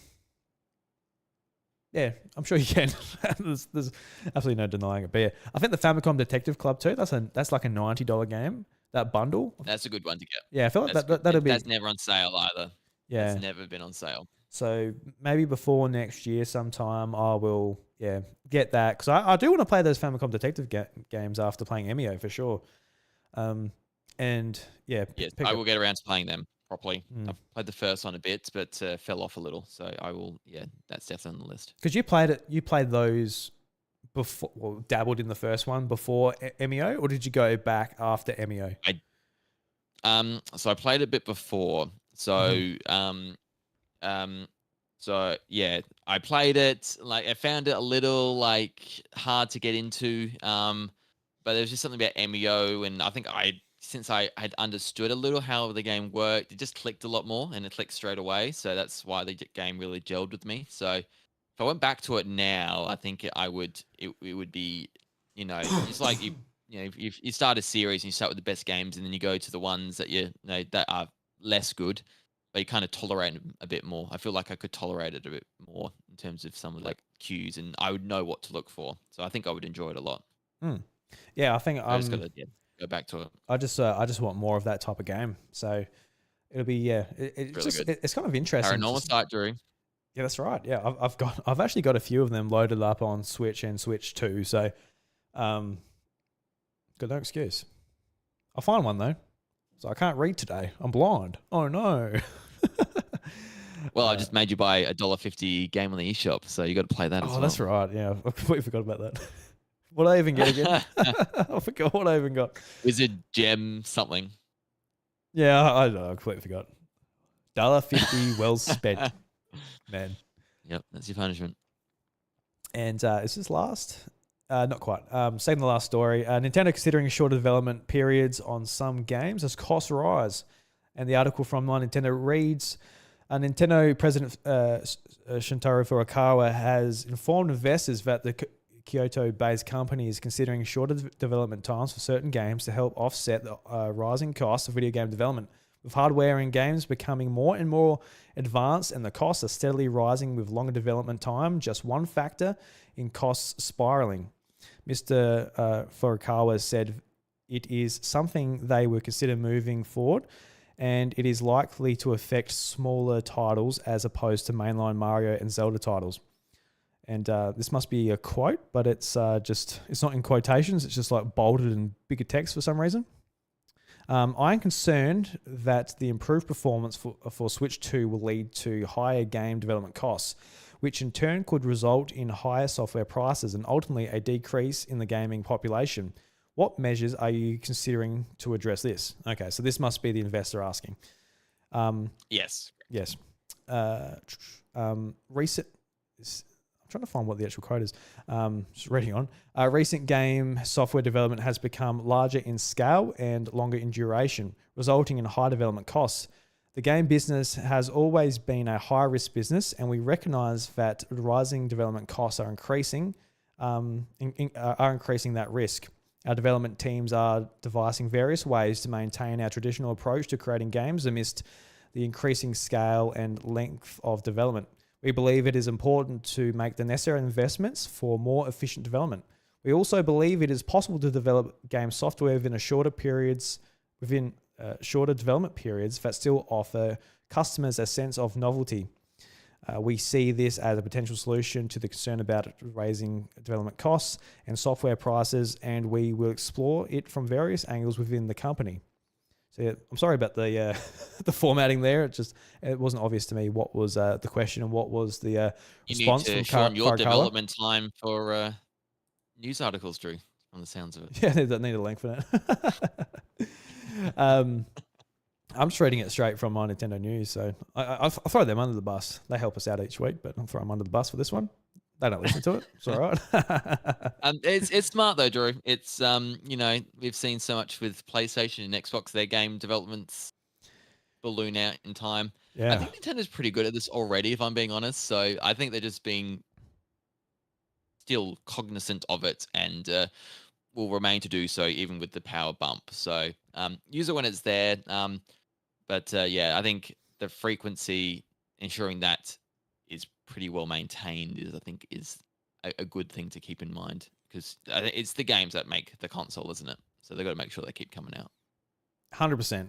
Like, if I was an investor and I saw like the power of the Switch 2 and what it's doing, I'd look over at like what PlayStation, like they're a great example of this very problem, where like on PS3, like the premier development studio Naughty Dog, they put out the Uncharted series and The Last of Us, 4 masterpiece games. Maybe not the first Uncharted, but at least 3 masterpiece games, and just like doing something very special, very, very technical, very, very expensive games. And then on PS4, that extra bit of power, we got 2 games.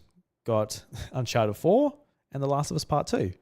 And then PS5, we got some remakes of those games, and we're still waiting for their original game on PS5. So you can see just like the technology and the development and the resources that go into these bigger, more expensive games. It is a massive problem, honestly, just because like I don't know whether it's our expectations as consumers. I don't know whether it's just something that I guess PlayStation in particular has fallen into, because they really did make their thing expensive, pretty, industry-leading technology. And Nintendo hasn't done that. So that's a good thing. They're just like, is it fun? Does it not look awful? It's good for the most part. And not to say that the games can't look pretty either. Like, Tears of the Kingdom, for what it did on Switch, looks fantastic. Mario Odyssey, Mario Kart, all these games look great. So it's not even like necessarily a power thing or a resource thing. But yeah, I would be concerned about it too, and I would have asked that very question. So it's I think as far as us as consumers, I would like to see them continue what they did with Switch. I don't want to be waiting years and years for like a game. It's kind of we kind of got used to at least a game every month or every 2 months. It's like an amazing cadence, and we're only sort of having that wait for maybe the 3D Zelda game, Tears of the Kingdom, or Breath of the Wild to Tears of the Kingdom. A very long wait. I dare say we might have a 6-year wait as well, 6-7 year wait for the next 3D Zelda game. And the quality, at least, the quality of those games, I'll wait for it. But for every single game, where like on the PlayStation side, they're getting like 2 games this year exclusively. It's a little bit harder, but. Yeah, very different ecosystem too, I would say, because like Nintendo's a lot more reliant on their own software, whereas like PlayStation, the PlayStation Network made 55% of their revenue from 10 games last year, which is crazy. So 55% of all of their PlayStation's income was from 10 games.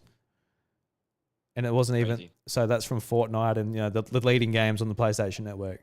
So Nintendo they don't really have that. Like they aren't the go-to place to play Fortnite. They aren't the go-to place to play Rainbow Six Siege or GTA 5 Online.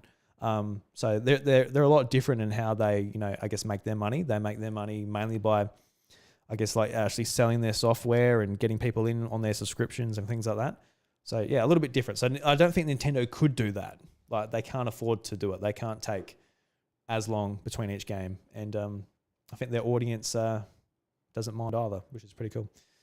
But yeah, we'll end up the news, Josh, by just jumping into, I guess, a trademark registration. It's just about the Donkey Kong music. It's from Nintendo and Universal. So looks like we're probably getting a Donkey Kong movie. I think we kind of expected a Donkey Kong movie as soon as the Mario movie got announced anyway. Just like a big presence of Donkey Kong in the Mario movie. We've got a brand new Donkey Kong game coming out, so it's obvious that they're trying to push the character. They got a whole section of the Nintendo World theme park as well, which you went to. So yeah, Donkey Kong's a huge focus for Nintendo. So it's no surprise really at all. No surprise. Very cool though. Yeah, excited to see what happens because I think DK will be there in some shape or form for the Super Mario Bros. Movie next year.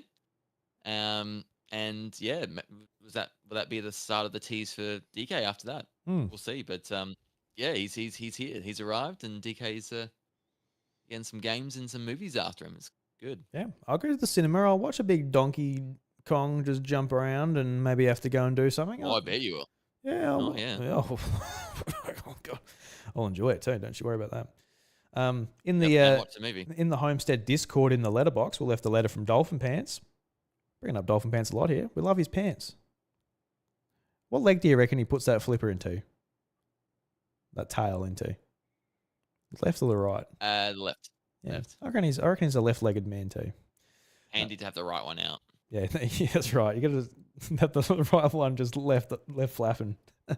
Just in case. Yeah, you don't want to be too exposed. No, that's right. Maybe you tie it around like a scarf. Anyway, they left a question just related to this. With the Donkey Kong movie rumored to be in production at Illumination, what do you want the plot to be? So there's I guess there's a few ways you can take the plot. Maybe you want to sort of focus on Pauline a little bit, just to sort of tie back into the game. So people can look at the game. Hey, look, it's Pauline. I love that Pauline, and people buy it, and it makes Pauline more recognizable to I guess to the kids, to the little girls who resonate with the character, all of that. I think that'd be a good way to go. Honestly, just bring like that kid Pauline into it.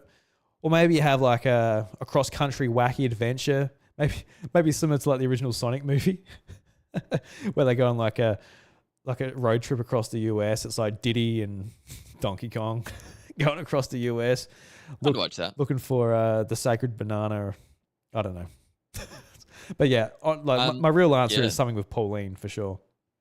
Pauline, yeah. I want the Battle of the Kongs. So I want King Kong and Donkey Kong together. Oh my because gosh. Universal owns the trademark to Donkey Kong. Oh, sorry, King Kong. Mm-hmm. And they tried to sue Nintendo back in the day. So I want them to do a movie about them, animated, battling it out in court. And King Kong's annoyed that Donkey Kong's here. And he's really popular, and he takes him to court, tries to get some money out of him.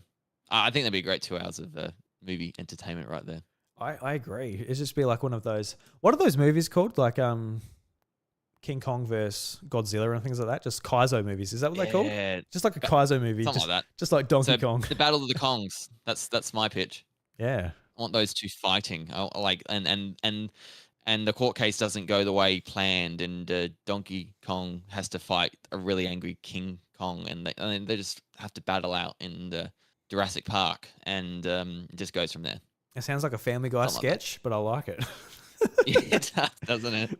I feel like that was maybe a little Family Guy sketch. I can't remember. It might have been. Yeah, I don't know. I just laughed when I was in Universal Studios Japan. I'm just like, and they're promoting Donkey Kong. I'm like, I know the history here. I know you guys didn't like this guy at first, but surprise, surprise, he's popular and he makes money. Of course, you accept him into your park now.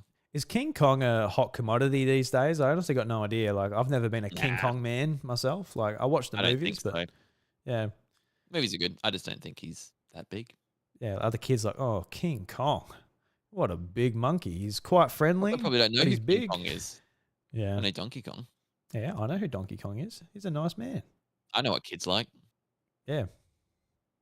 They like Nutella I'm guessing. and toast. Well, you're the expert. I don't have any. So I'm an expert. You can come to me if you ever know what the kids want. And I'm like, well, my 3-year-old loves berries. And he loves them probably because they're sweet and they're very expensive. So it's frustrating that he likes them so much. Why don't you like the cheaper fruit? Just have a banana, dude. Please. banana. Ooh, banana. Banana. That is going to be a thing on my soundboard for sure. Going forward. Oh yeah, Ooh, I'm ready for banana. that. Yeah. I got to update my Banana. soundboard. I haven't updated it in a very long time. It's got some very old stuff on it. So I did that the other day. I did that for the episode just a gone. bit of a refresh. Oh, just some easy chill Zelda music when we're talking some Zelda stuff. It was good. Beautiful. Yeah. Yeah. Why don't we do that stuff here, Josh? Put some nice tunes on. We're just here in silence. Well, you got the jukebox. I do. Well, you can always do more. We could. Always like more. But just like, what's so silent here? I don't know, Drew. You're the DJ. Rev it up, bro. House. It's a house. Of course, there's gonna be music. Yeah, put some house music on. Yeah, there it is. All right, Josh. What do we want to do? Do we want to do the House Brawl or do we want to talk about what we're playing? Are you feeling confident? Do you want to jump into the House Brawl? Yeah, I'll be ready. All right, everybody. It is time to get into the House Brawl. And yes, we are playing Super Smash Brothers. And this is my game to lose for sure because I lost last week. I lost Mario Strikers. The week before, I lost our Mario Kart standard race. But the week before, I did win battle mode on Mario Kart World. So I need to win this for a tie. Can I do it? I don't know. And the Super Smash Bros. Brawl menu music has come in. I hope that's good mojo for me.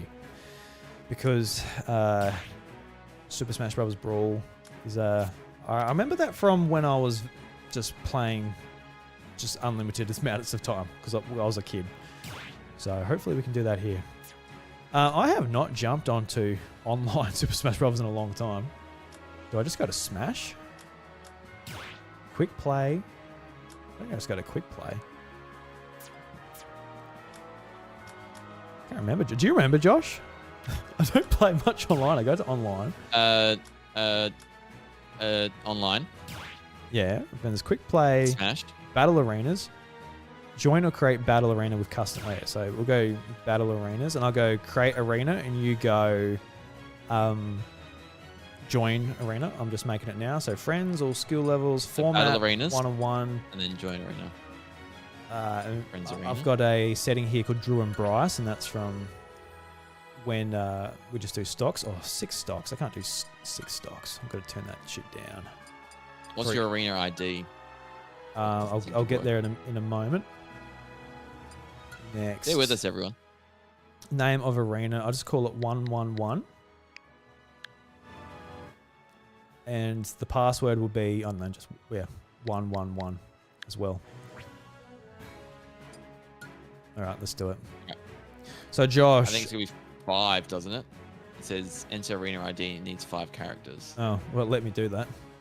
Is that what it says? I'm gonna do friends arenas. Searching. There it is. All right. So you've got to let me know what character I can play as well, Josh. What character am I playing in this challenge? Yes. Well, I actually have a soundbite of this character, and I play it regularly on Nintendo Maniacs. Oh, here we go. Ice Climbers. Sorry. Ice Climbers! All right, let's do it. Yeah, I'm going to try and separate them ice climbers and make it a bit harder for you. Okay. Do that. So, yeah. Tactic. I am Ice Climber. I am the Ice Climber. I will climb that ice to the very top. I will destroy you, Josh. Yeah, so who are you going to play as? Dark Samus. Are we in the same thing, Josh? Yes, we are. Yep. 'cause you can see my screen. I'm sort of waiting here. So you can. Oh, you get to choose the level too. Jesus Christ! What have I done? I know. Good. Well, I think I'm ready to go. How do we go? How do we start? All right, so I've got to go ready to fight too. I thought I was really good. So yeah, just drag yourself into the arena.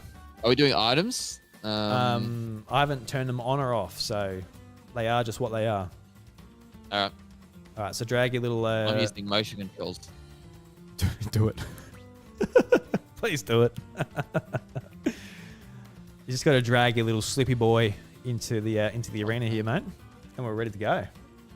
Oh yeah, that's how it works. Yep. Yeah. All right. Here we go. Wish me luck, everyone. This is. Have you warmed up? How do we do this? No, again? yeah, trust me. I haven't played it in a little while either. Oh. And the lag's probably going to be not great either. And a poo-poo!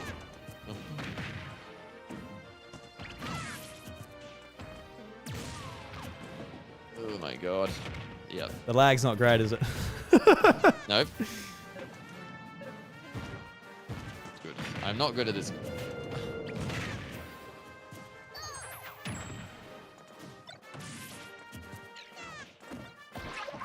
Okay, items are on. I just got the Squid Sisters. Yep. I'm gonna avoid them. For the assist trophies. Gillen. Yeah, all this. Gillen's Trophies. God. Oh, I feel like I can't even get on yet. Yep, there's trouble here. It is going the way I thought. Oh, look. You haven't even lost a Oh, stock I've got yet. hit on you. That's good. That's good.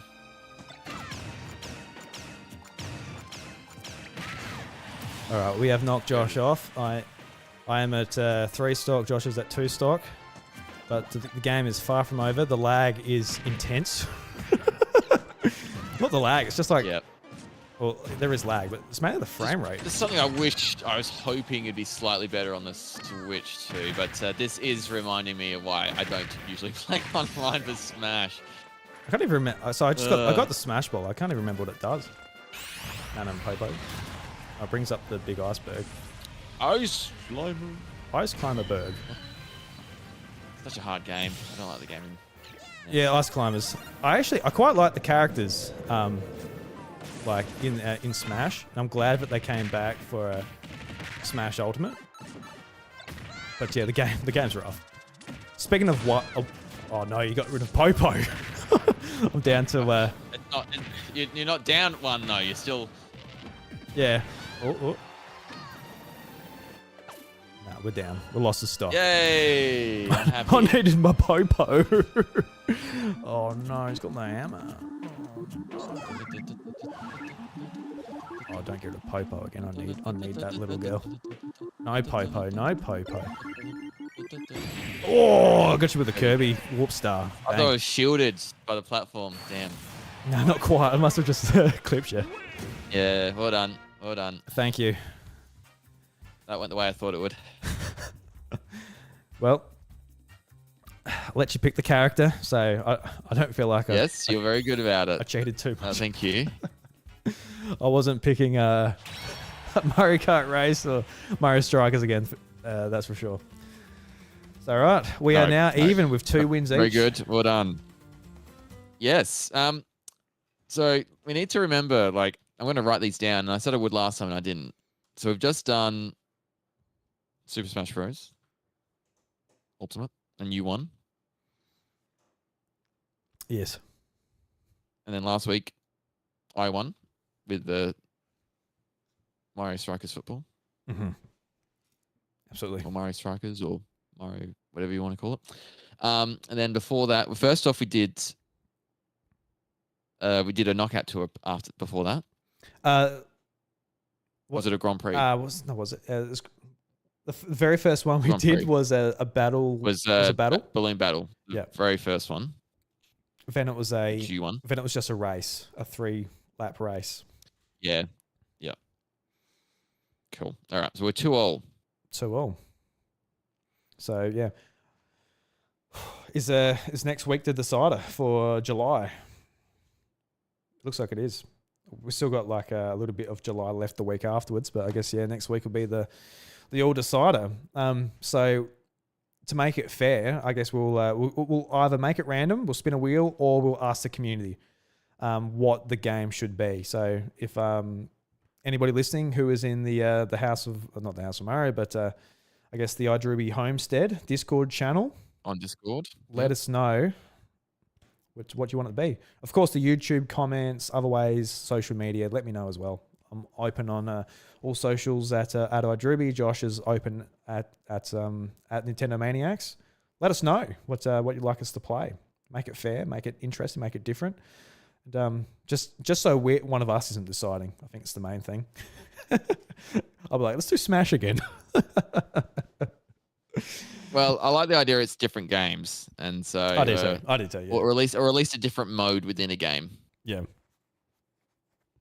Yeah, I agree. So, yes, suggestions always welcome. Absolutely. So yeah, that's that out the way. It's done. We can relax now, Josh. Nerves are out. We've been. I was so worried about it. We're so worried about that the whole time, weren't we? Just, oh my God, we just have to perform in front of all these people. Crazy stuff. Let's move into what we've been playing though, because I've got some fun things I've been looking forward to talking about. But I'd like to ask you first, Josh, if you would so like to. What have you been playing in the world of gaming recently? And what you been up to gaming wise? So the big thing for me this week has been using the Switch voucher because it expired on the 13th of July. So I had already redeemed it for one game last year for Echoes of Wisdom. Annoyingly, it expired just the other day. So I had to work out which game I wanted. So I looked through the list of games available to redeem, and I own a lot of them already. So there wasn't a lot there that I was really that interested in. So came down to 4 games. It was Pokken Tournament, the Pokemon Tekken crossover, Tokyo Mirage Session, which is the Shin Megami Tensei Fire Emblem crossover, Sushi Strike, which is the Nintendo published puzzle game, or Miitopia, which is a bit of a Tomodachi Life kind of inspired game with your Miis in this RPG-like game. So I did the whole thing, Drew. I researched, I watched some videos, I checked out like review scores, positives and negatives, and just felt with what I wanted to play because I thought maybe while Miitopia doesn't rate highly compared to the other games, I didn't really want to spend 80 hours playing Shin Megami Tensei's Tokyo Mirage Session, or I wasn't really feeling a fighter. Sushi Striker, looking at it, didn't really interest me as a puzzle game, so I'm like, no, I just want to. Might be rated lower, but I think I'm gonna have more fun with Miitopia. So I've been playing that the last few days before DK Bonanza, and it's been really fun. I've had a lot more fun with this game than I thought I would have. When I was watching reviews, the big theme was the more you put into it, the more you get out. So I kind of went all in with the Mii creation tool. Thankfully, it's not just you don't just have to rely on yourself creating the Miis for the different characters because it asks you to assign things like that. You can import Mii designs from the internet just using a code. So thankfully, people have uploaded spreadsheets with all these different Miis they've created. You input a code and a whole bunch of Miis appear, and it was really great and very funny. So we had some very cool moments just selecting different characters. So we had a worried mother, Drew, and I chose the Green Goblins from Spider-Man. Oh, cool. As the and he's got the hat on. It's hilarious. So some of the choices we made were pretty great. There's the Jay Jonah, the really tough newspaper editor from Spider-Man as well. He's the whole Spider-Man theme. That's awesome. Yeah, I've done a couple of Spider-Man characters. But I've made that Mii's personality a bit flamboyant. So it's just really funny. He's jumping around jovially. Doesn't match Jay Jonah's personality at all, but it just makes it even funnier. Yep. So it's just those moments where we're just Kayla and I are having fun, just creating the characters, choosing them, and then you just go about the RPG with these characters, and it's very fun, very easy, just very basic RPG stuff. you're tending to the relationships between them all. You get a horse. There's other sort of roulette mini games to play off the side. So yeah, it's surprising me. Like I'm enjoying it more than I thought I would, and it's been a nice filler of a game before Bonanza comes out next week. So yeah, it's been great. I'm glad you're able to get those Miis in easily, because that was the whole experience of the game and games like it on 3DS. Because I spent like, some nights just going through forums, scanning QR codes, bringing in other people's Miis into like my Mii Plaza on 3DS. And then like games like Tomodachi Life and Miitopia and things like that, I was just able to easily just import them in. So it's pretty cool that you do have like a feature like that on Switch, which is good because, yeah, like on Switch, literally all these years, I've never made a Mii on the system. Even in Mario Kart 8 Deluxe, I was just like a little default Mii. So we need to. Yeah, the idea of doing that on Switch, yeah, I was like, no, I don't need to do that. But then Miitopia is like, it's got a port. I'm like, how do you capture that magic that the 3DS had, where you could easily share, you could easily make, you could like wirelessly transfer Miis and import them through like just your friends through Street Pass and things like that. It was like, very different social console compared to what we've got with Switch and Switch 2. So yeah, I'm glad you're able to do it, just bringing like people's crazy creations, because like I had like SpongeBob, and I think on my Wii I had like Hitler. Like it was just just most heinous friggin' person you could possibly put on it. But at the time it's funny because like for example, you get Hitler when you make him like the person you're boxing in Wii Sports. You just beat the crap out of him. The villain. Yeah, absolutely. There's a funny aspect to it for sure. Yeah. Yep. So yeah, I'm glad that aspect's in there. Like the idea of yeah, the Green Goblin, that's a good one to have as like the bad guy, and J. Jonah Jameson as well. It's pretty funny. Like I don't know if you can share my screen, Drew. Oh yeah, on my Switch too. Yeah. I'll go to the gameplay. Bring it up. I can show you it. Yeah. Yep. It says that your screen cannot be shared at the moment. Oh, here we go. Game sharing has ended. How about this? Is this working? Come on, game chat. You can do it for us. It's a grey screen at the moment, Josh. Screen cannot be shared. Can't be shared. Can't be shared, Josh. Yeah. Your Miis are too exciting. They're too good. No, we can't do it. It's on Nintendo Maniacs. I talk about this, and you can see it. So check it out there. Yeah. Excellent. Yeah. No, I'm glad you're enjoying it, because you really were sort of picking from the dregs, weren't you? On the Switch vouchers. That's. I don't know. It was just, everything I've really been remotely interested in, I've already picked up. So it was, I was kind of annoyed that I was hoping to use it for like Metroid Prime 4 or even Pokemon Legends ZA. And unfortunately, once the vouchers expire, you can't even, I talked about this last week. I couldn't pre-order Legends ZA, even though it's available to pre-order. So I could have effectively, if they let me pre-order it, even though it expired before that date, I pre-ordered it, put the money down for it. That would have been a nice outcome, but alas, not to be. So I mean, at least it's created this fun situation where I've had some fun from a game I didn't expect to. So no regrets really now. Yeah. So obviously Donkey Kong's coming out. Like, are you happy just with the time you spent with it, or do you actually want to see it through to the end? Do you see yourself spending that much time with it, or you reckon you can't done? I'm going to try and do what I can over the next tonight and tomorrow. Then I'm probably going to forget about it once DK comes. So see how we go. Yeah, it is one of those games though. Like, eventually you will be done with Donkey Kong. There will be a lull between game releases. I could easily go back to it. It won't feel like I need to remember all the controls or anything. It's pretty easy. So definitely could happen. It's kind of just like it's a game where it's like, it's funny because of like your own creations, and the rest is just like, I guess, just a generic math that makes role-playing games fun. So you could just like watch TV, have your Switch 2 in your lap, just hitting the A button, B button here and there, and it could be a nice little thing for your fingers to do in between releases, I guess. Yeah, definitely. Yeah. Anything else you've been playing? I saw that Blotro was number 3 on your tiles there when we just shared screens. You been playing any of that, or was that just from the other week? Not this week, no. So it's I did a little bit of welcome tour. Like I'm still reading like the stuff, the quizzes and things like that. Is it getting more But it was intense? predominantly Are the quizzes Miitopia. getting more intense, Josh? I think so. In terms of like, there's a lot in like the very last area. I don't want to spoil it because I don't tell you what it is. But the very last area, there's a lot of quizzes. I Oh. don't know if you're in that area yet, No, I'm not yet. or you haven't got. Okay. I haven't really played it after we were talking about it the other time. I'm at the camera, so. I did discover this. You know your Switch 2 grip. Mm-hmm. I do. If you can stand, it stands up on its own. Did you know that? Oh, I didn't, Josh.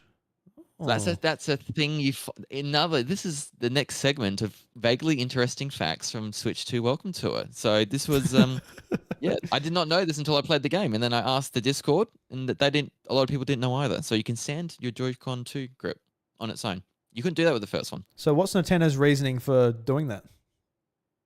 What's the point? It does it, or? I think they wanted to. They wanted to take up less space, and because it stands up, it takes up less space. Oh, that's a very Japanese design philosophy. That's pretty cool. Yeah. This I spent $120 on this Pro controller, and that doesn't fucking stand up. It just takes up all this room laying down on my desk. Yeah. Bullshit. So here it is.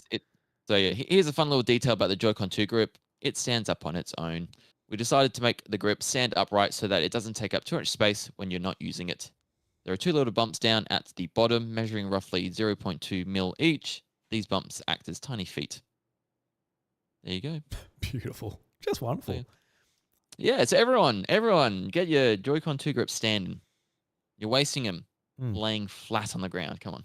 Somebody was about to slide over that $15 for Welcome Tour, and you're like, you just spoilt the whole game for him. You gave him the juiciest detail right there. It's up there. It's up there in terms of juicy facts. Definitely. It is, yeah. No. Well, there you go. I've got more. Next week, I'll give you another one. Oh, please. It's funny though. I do find most of these like dumb little things actually interesting. I find as a fan of Nintendo, I've actually gotten more than the $15 worth of value out of it. So yeah, not that we paid for ours, luckily, but yes, for fans, this is more to it than I thought. Yeah. As a big Nintendo fan, I'm very very interested that they made that grip thing I never use stand up. The grip thing I hand to all the players who come over to my house to play the games where I have my Pro controller firmly in my hands. That's right. My grip, mine's in like that carry case that I bought, the one from the my Nintendo store. It just lives in that. Like I never use it. Yeah. It's just like, it is much better than what it was on the original Switch. But yeah, I prefer just the Joy-Cons by themselves, or obviously the Pro controller. Yeah. It's fair enough. Yeah. What have you been playing? I haven't been playing much, Josh. Like I said, I haven't really touched my Switch 2. Just like now the Mario Kart sort of, I've done what I wanted to do in it for the most part. And when I do play it, I like to do time trials and things like that. But the last time trials I did as a part of like the All In Discord, they're like getting into the time trials. So I was like, I got like hooked on it for a couple of days. I'm like, this is actually a little bit too much, because I'm like on it for like, the parts during the day where I pick up the Switch and play it for a bit, then I put it down. And like, I'm actually thinking about it when I'm not playing it. I'm like, I was sort of that hooked on it, but I was playing it like all night. Okay. I was like, yeah, no, it was good fun. I was like trying to nail a shortcut of Moo Moo Meadows. It was good fun trying to bounce off that tree and nice. And getting it. It was pretty good. But so I sort of let go of it a little bit. But I've been just like in one of my tinkering modes, Josh. So I haven't been playing much. But I think I said like maybe a couple of weeks ago that I've been excited for a new little doodad to come in. So I got a brand new handheld, Josh. And so isn't the Switch 2? What'd you get? I got a Retroid Pocket 5. And I'm not sharing the camera with you at the moment, Josh. I apologize, but I'm holding it up for the live stream. I can see on Game Chair. Oh, the Game Chair. I'm on the YouTube. I'm on the live stream as well. Okay, cool. Yeah, so I got a Retroid Pocket 5, and the Retroid is like I guess a company that's been doing handhelds since I think 2019. They're a Chinese company, and they started off doing like I guess, relatively cheap games. You can put like all your like retro console ROMs on. And, I've always looked at them. Oh, that'd be a fun way just to load up with like a bunch of Super Nintendo games. And I always thought that was a cool kind of option. But I think like 10 months ago, late last year anyway, they brought out the Retroid Pocket 5. And it's like a absolutely like massive step up from what they did previously. It's like it's got a glass front, 1080p, OLED screen. And I sort of looked at it. I'm like, that looks really cool, but I do like a lot of, if I want to emulate something, I do it on the Steam Deck. But I've been finding recently that the Steam Deck is just too goddamn big. So when it comes to playing, like, for example, a Game Boy Advance game, I don't feel inclined to pick that up to play a Game Boy Advance game. I want something smaller. So I thought I would get, I'm like, I've been looking at these, and I went down one of those rabbit holes where I'll look up pretty much every review on YouTube about the Retroid Pocket 5. And I think what sort of put me over the edge to get one is like, they look great. I love the OLED 1080p screen, small, put it in your pocket. A lot of it stood out to me. But they announced like an official grip for the console because there were some ergonomic sort of problems just where the sticks were. If you're using two sticks, not that comfortable.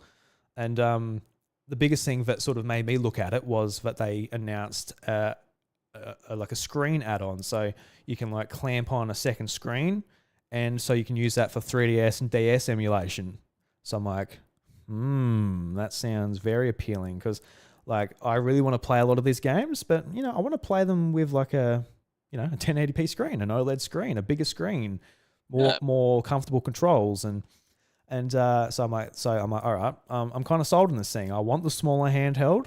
Even Switch 2 at this point in time is pretty big, so the smaller handheld would be pretty cool. So I ordered it, a few weeks ago. It came in last week, and so I've just been tinkering around with it. It runs on Android, so this is my only Android device in the house. I'm an iPhone user, and I've always wanted a Android device just to tinker around with.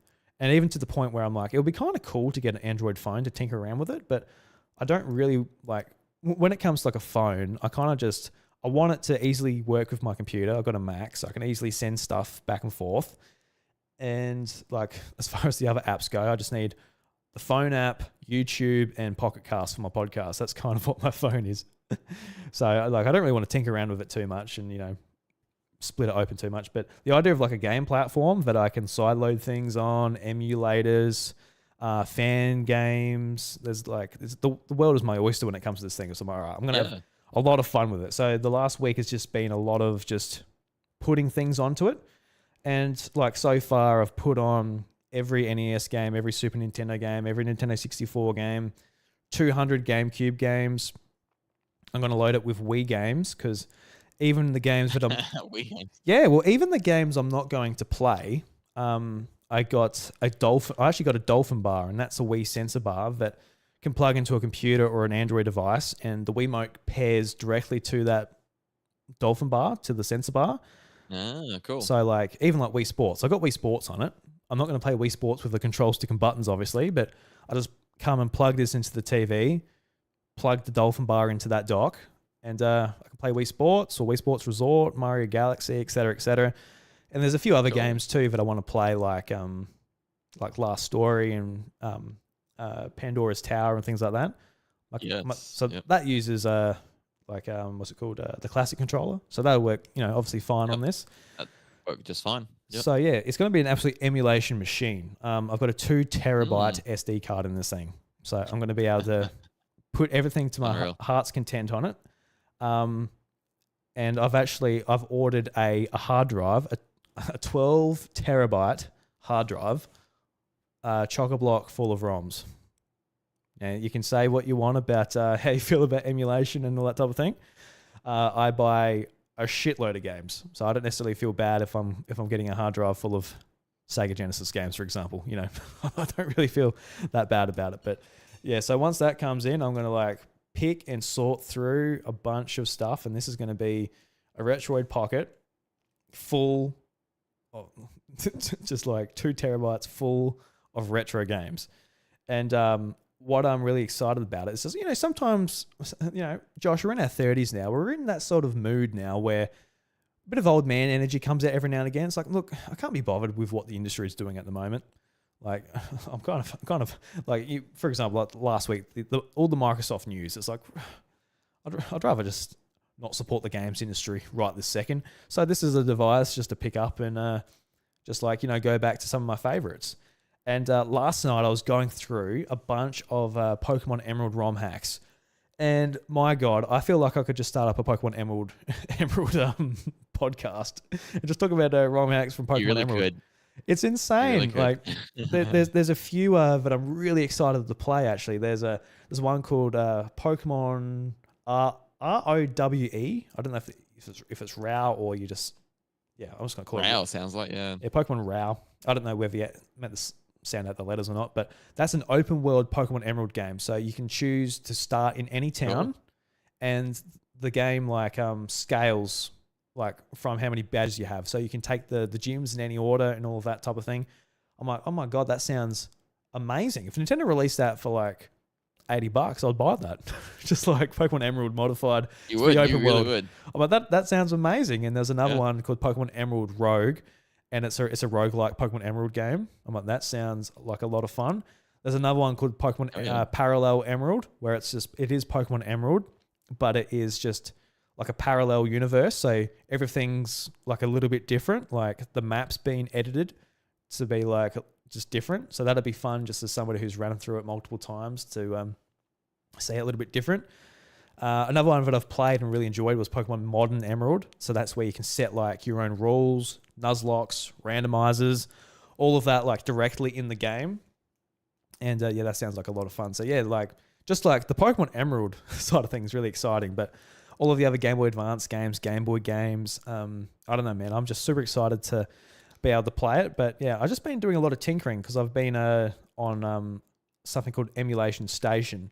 And that's when like, that's your front end. So that's where you see like all your lists, your ROMs and all that. So I've got it set up. So once you go through my lists, you can see like all the box art, and every game has like a video that plays as well. So you hit like the X button. It's like, oh, what's that game? Because like a lot of the games, obviously, if I'm putting a whole collections from a console on there, there's going to be a lot of games that I don't know. And it's just fun to flip through the games and like, hey, what's that game on the Game Boy? And just flip through it. Oh, like see it play. Oh, just click on it. And I've got retro achievements set up. So I'll get achievements on retroachievements.org. It's got like a whole thing. And some of the Pokemon ROM hacks have their own achievements as well, which is really cool. So yeah, man, like this device, super awesome because it's just like I can make it my own. And especially once this second screen comes in, obviously it'd be great for DS and 3DS. But honestly, just having like YouTube on one screen and the game on the other screen, really cool because there's something super nostalgic about just putting in a wide pair of headphones. I just got like a wide pair of Apple headphones that I use to go through my handhelds, just so I'm not like, obviously syncing wireless headphones. Something just nostalgic about listening to music or watching videos on this thing, just like an actual handheld I'm holding. It reminds me of like, kind of like an iPod. Obviously it's nothing like an iPod, but even like the PSP and PS Vita, like I guess watching videos and music on those type of devices. There's just something about it. I really like it. So I was watching like the original Pokemon anime on Netflix on it.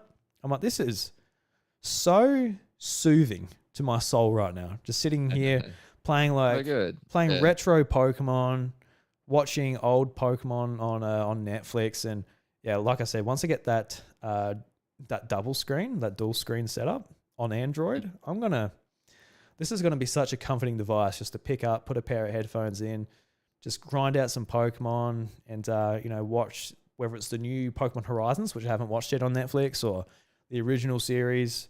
Listen to some music on my music app here.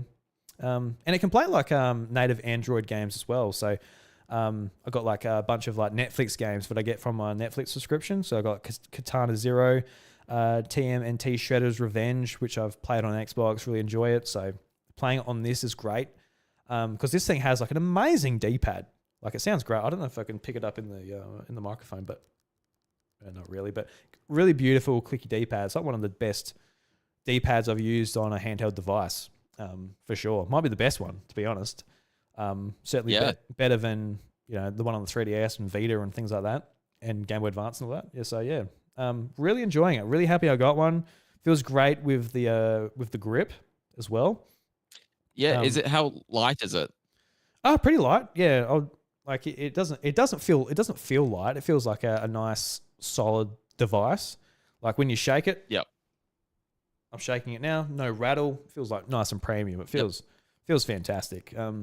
It honestly makes my Switch Lite that I just modified with the OLED screen. Makes it feel a little bit cheapish, to be honest. Just like the finish of it and the buttons and all that. Really? Okay. Yeah. Wow. Even that. But yeah, like the screen, 1080p OLED looks great. I set it up with a wallpaper engine.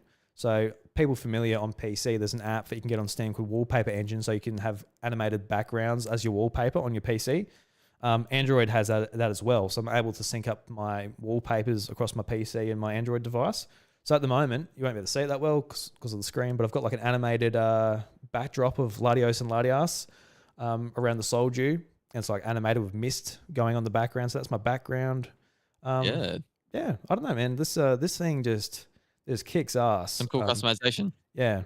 So yeah, I love it so much. So that's why I decided to get such a big SD card to put into it, because I just want to pick up this thing and be like, all right, what am I playing? I've got like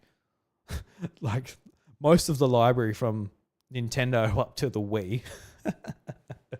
Which is kind of crazy, and I've got big smorgasbord of games. Yeah, unreal. So I've got Sega Master System, I've got Sega Genesis, and Mega Drive together as well.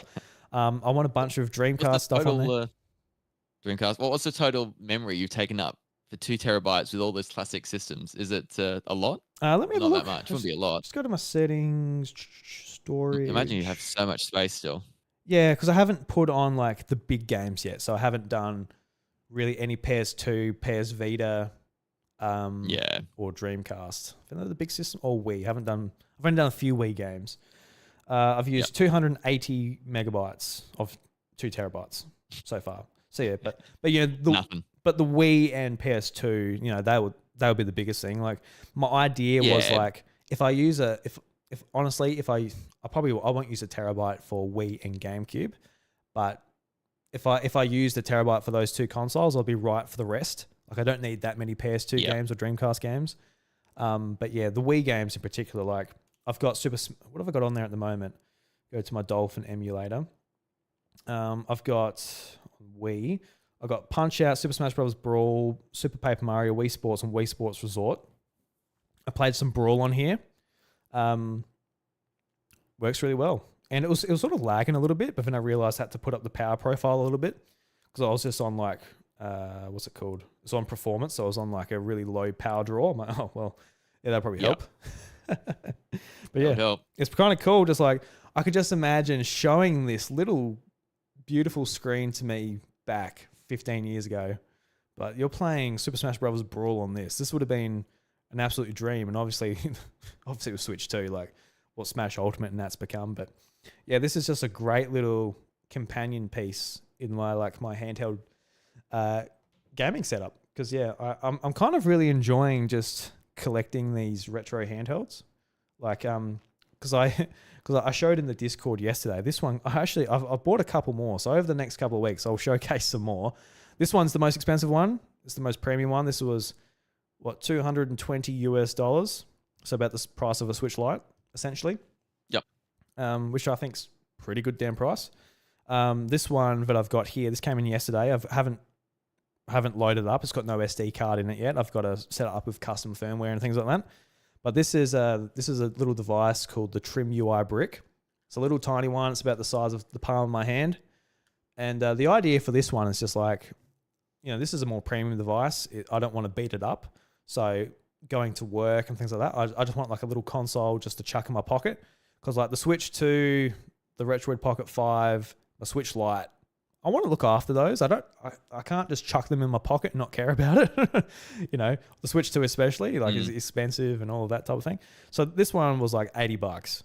So the idea is, those Pokemon games I want to play, I'll just take this around my little beat up. I got a red one. You can't really see that well because I've got it in a black silicone case. But yeah, I'm going to set it up so my save games between like my little retro handhelds, they all sync up together. So I can take this to work, play it. It comes home, connects to my PC, automatically syncs to my Retroid Pocket. And I continue it there. And the Retroid Pocket, you can plug it into monitors and things like that too. So I can play it on the big screen or whatever I want to do there. So yeah, nice. I've been really enjoying doing that. It's been very fun playing with that. And a part of me is actually kind of just wants to play like my little Pokemon ROM hacks, but not the week to decide to play one of those games I could have played all that time ago. New Donkey Kong games coming out. I can play both. Yes. I can play both, I guess. But pretty amazing the stuff that the fans come up with, especially for that game as well. So yeah, you could honestly, keep just content, have a podcast dedicated just to Emerald, honestly. You can imagine. You really could. I was thinking like, is Pokemon Emerald my favorite game of all time? And I think like yes. I think the memories that I have with it, just the standard game as it is, but just the life that the community pumps into these Game Boy Advance and Game Boy Pokemon games, I think yes, I would have to put it there because I think my top 3 is Pokemon Emerald, Legend of Zelda Tears of the Kingdom, and The Last of Us Part 2. And yeah, wow. Those last 2 games are 10 out of 10 masterpieces. Whereas like Pokemon Emerald, is it a masterpiece? I don't know. It's a game that's meant a lot to me, like most of my life. It might be. Yeah, like it might be to me. It might be too much water for some other people, but yeah, for me, it's just one of those games I could play it again and again. I love like going through with different teams, and especially now, like the community, just so many talented people just breathing like new life into it. Like the sort of the engine that they've actually made for like ROM hacking now, like they've got it so like battles that can be sped up. So like traditionally, like if you're playing on an emulator, like you're holding the button, then you speed up the whole game. But now they've got it built into the battles where they can just go like 6 times speed, but like you can still hear the music and the sound effects, so you don't lose that. You can just listen to the music and everything still but still have the speed up for battles and stuff that you want to speed up, and as well as just like Dex Nav, that was a feature in Omega Ruby Alpha Sapphire. That's built into like a lot of these games now. You can have that, which is really cool. Just like, there's just so much stuff built that the community's put it back into these games. And if I have even a sniff of not enjoying Pokemon Legends ZA, I'm like, all right, don't worry about it. I'll just go back and play one of these beat bop games from 20 years ago. That'll make me happy. That's I feel like this is one of the things where I've got to like put my stick in the ground. But all right, this is my old man opinion. this is where I put my flag in the ground. All right, this is as far as I go. I'll play these old Game Boy games, and you kids can enjoy the 3D ones from now on. That's right. What makes you happy? Yeah, that's right. Yeah, nothing wrong with that. But yeah, absolutely loving it. Can't wait to it's great. have it full set up. Like I said, I've got a big drive coming in because I was looking into like getting a hard drive just to back all, like, have a ROM collection on. So I was like looking at like how much it costs and looking at the cost of this one that's already configured. I'm like, it comes with like so much stuff. You could imagine 12 terabytes. You imagine how much stuff is on that goddamn thing. Bunch of arcade games, so many retro games. The only obviously concerns I had, but a lot of content creators have sort of covered this device. So I looked at a few reviews. The biggest thing is just like, does this hard drive come with viruses? That's like, something that's already been loaded up by. Oh. Well, it's a hard drive that's loaded up by someone else, probably like Chinese. Yeah. Okay. So yeah. like, well. Yes. So it's like, is it dangerous? It's like, well, it seems like it's not, but you never know. So I'll be careful with that respect. And the other thing is too, like, how reliable are these hard drives? Are they secondhand? Have they been used much before? Are they brand new? So they're the concerns I have, and I'll find out. But I feel like the price I was able to get it for isn't too bad, considering like how much it would have cost me just to buy a hard drive anyway, specifically for ROMs, and just to have it all done is very useful. So there's that. So that'll be an easy way to go through, because it's got like a complete PSP collection on it. I'm like, Jesus Christ. Like, it's just insane. I Very think, comprehensive. yeah, it's like a complete Dreamcast collection. It's got 600 PS2 games. Like, it's quite crazy. So I'll talk about, I guess I'll somewhat review it, talk about my impressions of it when I get it, and see how it goes from there. There are some games on it that shouldn't be on it, from what I've seen. There's some cracked PC games that I'll delete straight away because I've got no interest in playing cracked PC games. In fact, I actually own like the ones that they've included on it, so I won't worry about that. And it does have some games from a familiar console we talk about quite a bit on this show as well. And I've got no need to emulate that particular system because I've actually bought most of them, so I'm all good. Don't need to do that. But No, done well. Yeah, very good. yeah. So yeah, that's what I've been playing. I've been playing tinkering on Android 13. That's what I've been doing. Yeah, probably a detour you weren't expecting. No, well, yeah, and it's funny because I've got I've got another one from Retroid to unbox and set up too, but I'll talk about that another day. But Josh, I think that brings to the end of the show. Anything else you'd like to touch on before we head on out of here? No, just I'm keen for Thursday. Finally here, guys. It's going to be unreal. Going to have a great big weekend playing Bonanza. Yeah, absolutely. It's going to be.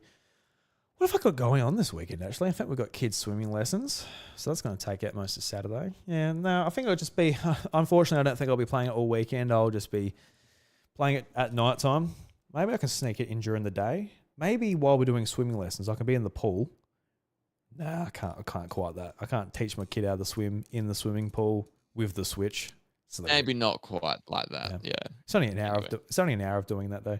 I tell you what, swimming lessons with kids, like with two of them now, half an hour each, so an hour all up.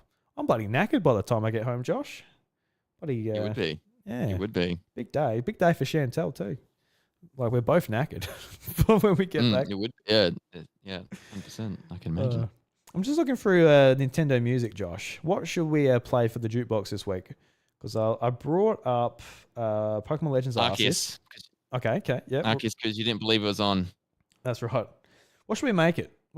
Just the battle, people of Hisui? Should we do that? The battle's great. Yeah, do that one. All right, we'll do that.